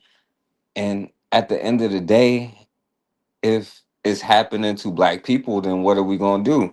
The same thing probably we was doing 5 years ago when it was happening, 10 years ago when it was happening. Same thing we did with George Zimmerman, is walking around the streets. Probably the same thing as we always done. Be like, yes, sir, but now say, si, senor, you know. And this is the last one. All right. Hey, it's Joe from Georgia. So the videos are just flooding the airways with different angles of the video. The killing today of Alex Pretty in Minneapolis, Minnesota by ICE agents. And immediately after he was killed, the president and the secretary of the Homeland Security comes out. It says that he was the problem, that he had a gun. He might have been the problem, though. I don't know. Yeah, as you see, I don't know what happened. He was filming with a cell phone, and the gun was never ever out. We gotta wait for the facts, right? But here's what the problem is, folks, though. If they can do that to Alex Pretty today on the streets of Minneapolis, while he was trying to help some lady up off the ground, and by the way, if you'll find if they could do that to Philando Castile, who had his child in the damn back seat, they can do that to you, can they not? But it didn't mean a goddamn thing until it happened to a white girl and a white dude, right? Now you got fucking monks walking in the blizzard, right? I hope they get hypothermia, for real, for real. I'm being real with you, you know what I'm saying? Mind over matter, right? But remember, something did happen after Philando Castile. You know what I'm saying? Something did What happen. happened? What happened? Micah Xavier happened. Oh. No, that wasn't after Orlando. Philando Well, I Castile. guess I don't think it was after that, but maybe it was. It So was. that's It was like very, very, very. okay. And yeah, it was. Okay. Well, if that's the case, then I'm with it. And I'm just Cosmic saying. Seven Temperate. Yeah, I thought it was after the one in North Carolina, but I don't know. It don't matter. It's the same difference, you know. At least it's somebody did something, you know. Other videos, this gentleman, he was very respectful of others and veterans. He worked at the VA hospital, but the government now, it seems like, is backing ICE to do whatever they want to justify the jobs that they have. So, folks, if you're still on that side thinking that this is okay, I really, really hope you look at those videos and you decide, is the government lying to you, or you just don't want to listen? Well, we don't know if he had fentanyl in the system or what. I don't know what happened. You know what I'm saying? He could have died of fentanyl for all I know. To your ears and don't want to see with your eyes, because that's what you're doing. All right, y'all, we now have the identity of the person that was murdered execution style on the streets of Minneapolis, Minnesota. And like I told y'all, over 30 people have been shot and only 2 or 3 of them has been in protest. So when I've been telling y'all over and over and over again that these people are getting more and more funding for executions and a massacre of the American people, y'all told me to shut the fuck up. I came on here and I told shut y'all before they voted. Because you ain't say nothing before, boy. Funding to Don't ICE. say nothing now. Y'all don't put some pressure on y'all state reps. I went to the rally. I listened to the senator speak, and I told y'all it's not the fucking places where these protests are happening that these reps are voting for more funding. Minneapolis didn't vote for this, so all of that protesting, their reps are not voting for more ICE funding. DC, where a black man was shot on. I'm gonna tell you something, right? If I die right now, then it would be for nothing. But I wanted to be for something. But it would just be one incident. You know what I'm saying? Like, unless y'all could tell me right now that y'all be like, all right, I'm with you. If it happens, then I'll do it right now. But if y'all say if it takes a Mexican, then I'm gonna sit back and let it happen to a Mexican. Then you know what I'm saying? So, thank God for. Thank the real Jesus or no, thank the real God for white Jesus and the great white hope. Now, you know, they got y'all DC woke. did not vote for more ICE funding. DC don't even have a rep. And DC definitely didn't vote for Donald Trump. Maryland, where ICE officers are harassing people in places like Glen Burnie, where I showed y'all articles. Jump out boys. That's what we used to call them. Not voting for more ICE funding. In Philadelphia, where they're sending troops there right now, Philadelphia did not vote. Pennsylvania did not vote for more ICE funding.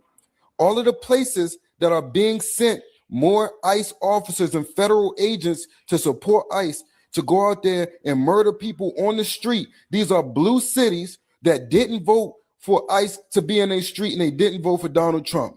While you people who live in Georgia, in Texas, in all of these red states, I told you, if you don't want to go out there and protest, find a fucking way to put some pressure on your state reps, because people like Alice Preddy and the man who was shot on Benning Road in Washington, D.C., or a white girl has been shot. A white man has been. I'm sorry, I didn't say white man. He said a white man. I would say white boy, or and a white bitch, But he would say white woman, and a white man has been shot. Right, sir, Congressman. Right now, don't you, Bakari? You in Georgia? You better get up off your humpots. You know what I'm saying, and go protest for that damn white boy that got shot right now.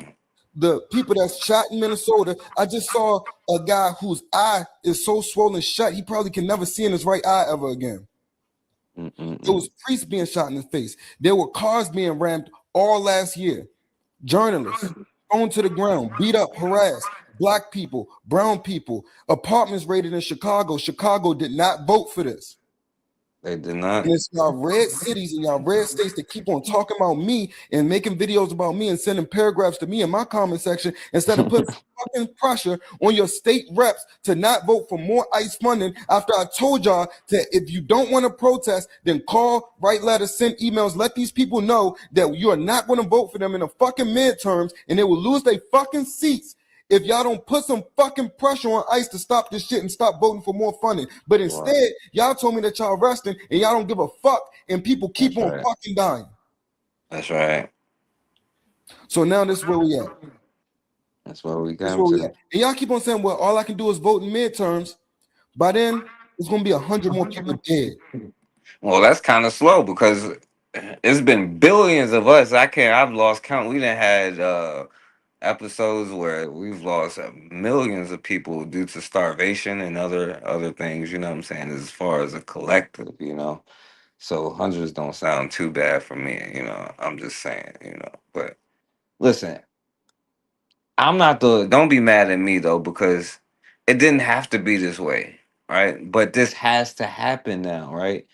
It's like Bakari was saying, right? Because he was like, you know, I know he's angry and saying like, well, we's only doing it for this, but this is why we've come here, right? This is the point. This is why we're here today.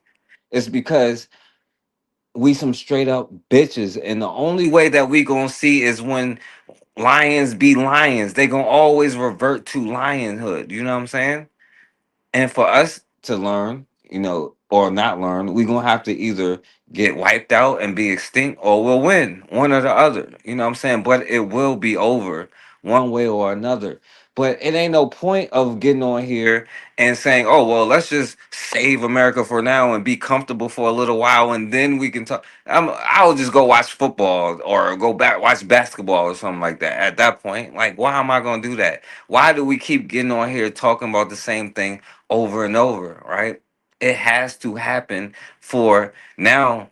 You talk about boycotting all of these stores, right? Now you worried about these stores that don't do such and such, right? Now you're talking about building black schools to get away from this, to build your own. Now you're talking about all the stuff that we've been saying that you need to talk about this whole time. But guess what? It's probably too late. You probably can't go get no water right now. You know what I'm saying? It's over now. It's too late, but I'm not gonna be a pessimist, you know what I'm saying? I'm gonna think about what Cassandra would say. It's not over, you know. We got hope. But I will say this. I ain't going out there for no Mexican. I'm not going out there for no Arab. If we want to stand up for other black people, then we need to stand up for black people, period. You know what I'm saying? And I ain't talking about anybody individually, because we all need to do what my brother Bakari, who came on here and he had the video with the sister. We see somebody out there. We all need to get out and stand there, whether you got something or not. You know, go get a whistle or something. We all need to walk around our neighborhoods and to make sure that everything is cool. I got a dog, so I got an excuse to walk around. You know what I'm saying? And one thing that I know is that we have no friends and that we're all we got. And we're never going to learn that lesson. That's why this is what it has to be. You know what I'm saying? And and that thing when they was saying like, when you don't stand up for somebody else, then they come for me. Then, well, they didn't stand up for us, and now they come for us. Go ahead, my brother. One thing I think about, you know, as far as like coming together, you know, when Booker T. Washington, I think he has said you have to be as separate as the fingers, but as connected as the fist. You know, the thing is with fascism means a bundle of sticks, you know what I'm saying? But it's bound together because it's stronger, you know what I'm saying, as a bundle of sticks than just one stick, because one stick you could break, but a bundle of sticks you can, you know what I'm saying? With black people, you know, it's about we having a sense of having texture and knowing how to weave ourselves together in such a way that makes us stronger together than as individual parts. It's the only way to beat things. One thing that makes things stronger is layers. You know what I'm saying? When you have layers of things, it can make it stronger than just like a solid composite, like solid like unit. You know what I'm saying? Like when you layer things like when you know how they used to make swords, like they would like they had something called Damascus steel, where they would just take the steel and like fold it when it was hot and keep folding it and keep folding it. So like the steel would have like thousands of layers because they kept folding it like 2, 4, 8, 16, 32. You keep folding the steel while it's hot. So like layers, if you think about a force, you know what I'm saying? If black people compose themselves as a sense of layers, like skin, you know what I'm saying? Like just like layers, but like, you know what I'm saying? Layers of skin, like just like tree rings, like layers of you know what I'm saying? That generations, if you can have depth to whatever situation comes your way, it's a lot easier, you know what I'm saying, than trying to like be one solid unit. That's the thing about understanding, the thing about, as much as I could sit here and say, I don't like immigrants. If people came here legally, I ain't mad at you. And if something bad happens to you, then of course I'm going to be on your team. Why am I not going? I parse. I can pivot mid. Hey, if I see information, I adjust. I'm not stolid. I gotta have a sense of shift about myself. But like, all I'm saying is like, man, like, as far as these events that's out here on this media in Minneapolis and Minnesota, and then like, like black people, this is look, this is not our fight. This is in Minnesota for like, have solidarity to what's righteous, because like I said, they was breaking through someone's child care center and going through rifling through papers and shit. Like, I don't know. It's a lot of, you know what I'm saying? I can't, you know what I'm saying? I'm not with, the vigilanteism, you know what I'm saying? Talking about fraud. Come to find out all this is a white woman who already in jail for it. And then they kind of like coming back on some old stuff saying, oh, there's some fraud here. And you know what I'm saying? On some trickle down stuff where it's like, maybe some of that old money, is still cycling through. I don't know. You know what I'm saying? But like, it's not our primary. That's not the primary. That's not my main. It's Minnesota. You got to go through Chicago first. If people in Chicago ain't going to look, you know what I'm saying? If black folks in Chicago ain't going to Minnesota, if black folks in Milwaukee ain't going, you know what I'm saying? You know what I'm saying? Just go down the list. It's just like, you got to put, like I said, layers. You got to see that front line. It's like, it's like, is that really what's going on? Is that the information? People make a mountain out of a molehill quick. That's the name of the game. They'll make something small and amplify it and exaggerate and give it terms, and people will read it and think it's gospel, and you know what I'm saying, it gets all kinds of wings. These white folks out here protest. I mean, the lady who had went out and I don't know. I read that it was right in front of her house, or for whatever reason. Look, I mean, she couldn't put it in the park. I don't know. It is what it is. Look, she doing too much. It's a way to advocate. It's a way to go at it. But like, I got 5, 6 birth certificates. I'll get I'll lose it on happenstance. I gotta go into the health department, give me a birth certificate type. It is what it is. It's like you done came through. I mean, look, I ain't mad at your adventure if I might have to run through 3 or 4 countries in the next 3 or 4 years. And I ain't going to, you see, it's one of those things where it's like, if you know that these people, look, I don't know. I can't sit here and say one way or another. Like, I wouldn't necessarily say, I would let someone else know. And like, what do you think about these people? Like, you know what I'm saying? That's the least you can do. Man, like, I understand the nature of trying to like bring down the system. You know what I'm saying? But you don't want to be like, God damn it. I don't even want to use that analogy.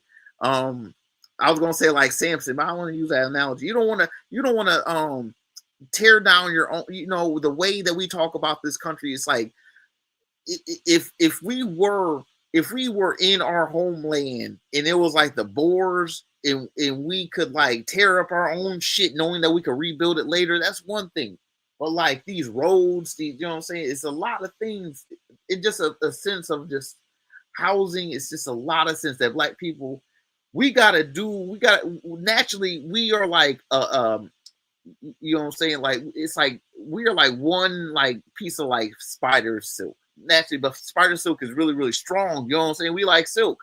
And like I said, we can get them layers and layer that and knit ourselves. Knit is the word I want to use. Just knit ourselves back. And I ain't worried about the numbers. Black people in this country are near or at the top of their game wherever they go. Military, business, you know what I'm saying? You got the Black billionaires. You know, I'm not really worried about that. We can go pound for pound. It is what it is.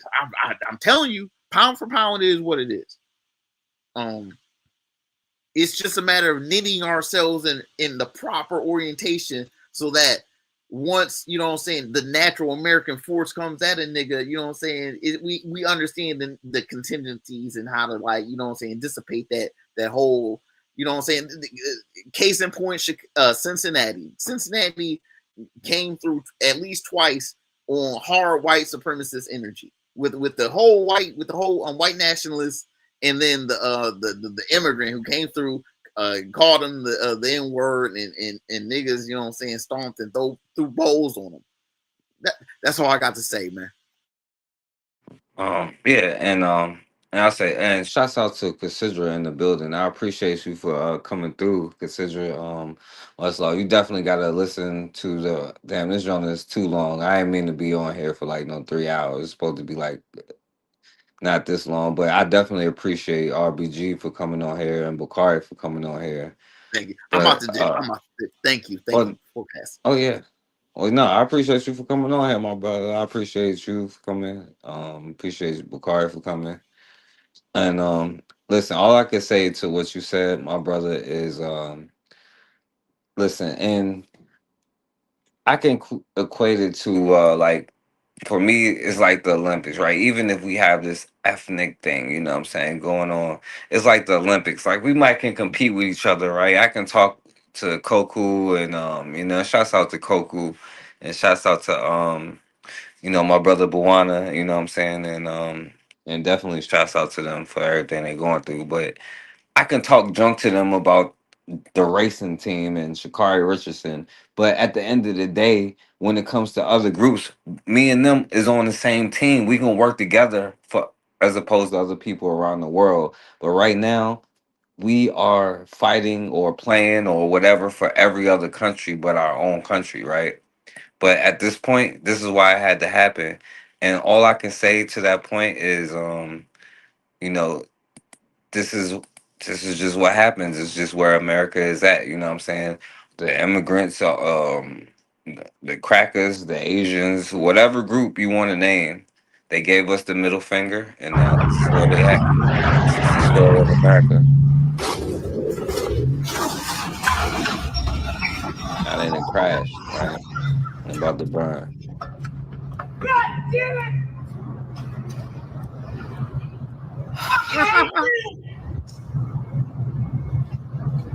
Mm-mm-mm. God damn it! Are you okay? Just like Black people. Are you hurt? Yes! Physically? You gotta take a breath. We gotta save democracy. It's hurt. We gotta do something. This is Black people trying to save America. America, they done gave you the finger and crashed, and now you taking a deep breath talking about something. We gotta save America. Ain't there something? That's what now the Mexicans and the Arabs, God damn it. Now they're the ones saying, God damn it, and we over there, are you okay? Can I do something to help you? No, we can't do nothing. This is the story of America for real, for real. In one thing. This is why all of this had to happen, y'all. I'm sorry. I hate that it had to happen. I wish it didn't have to happen, but it did. it has to crash, you know.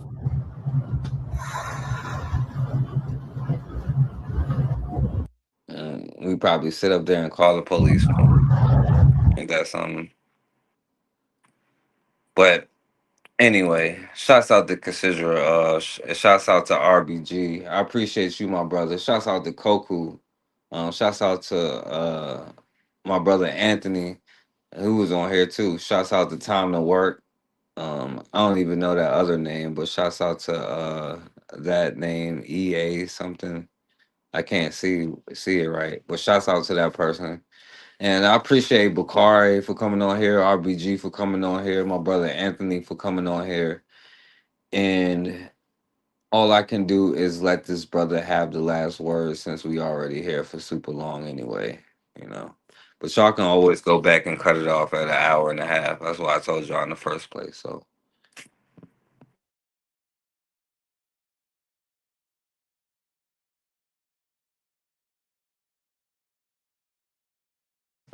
if it comes up, I guess it's tired of me.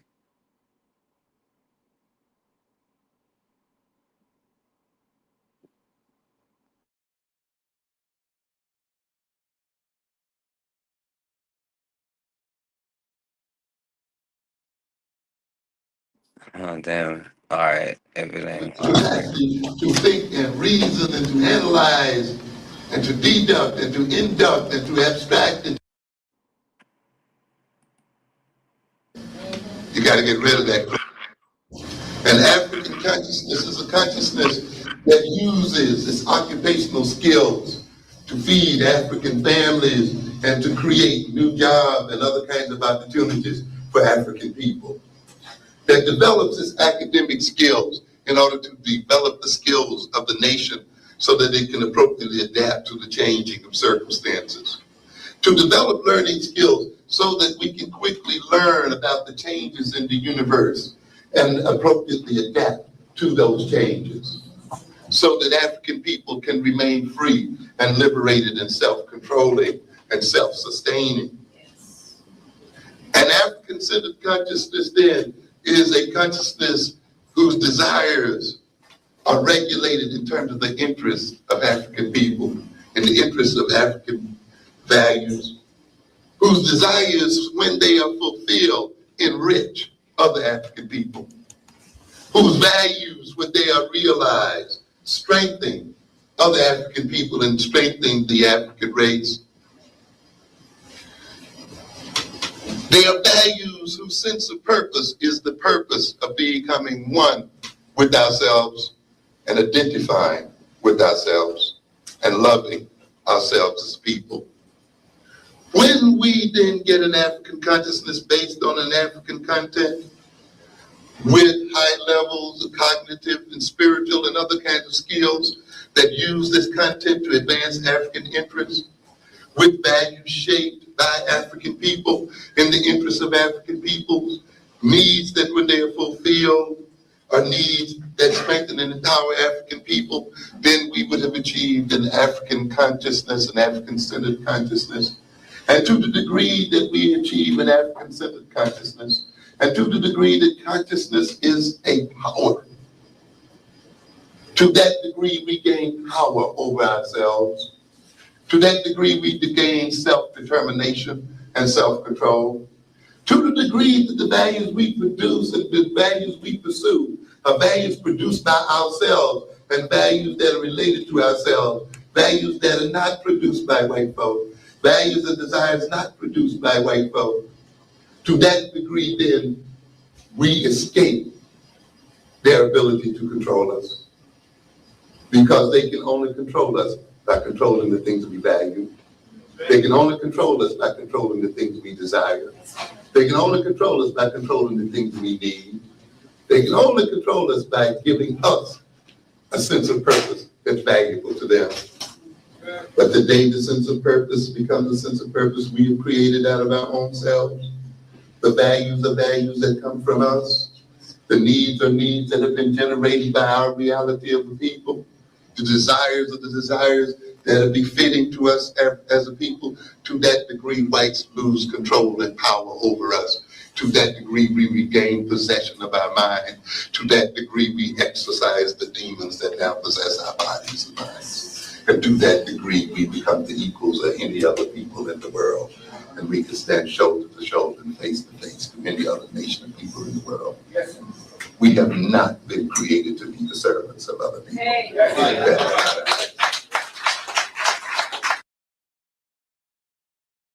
All facts, all facts. And let me say we're gonna be back Wednesday at probably 9:30 with Casidra. So shouts out to Realm in the Bush, Casidra.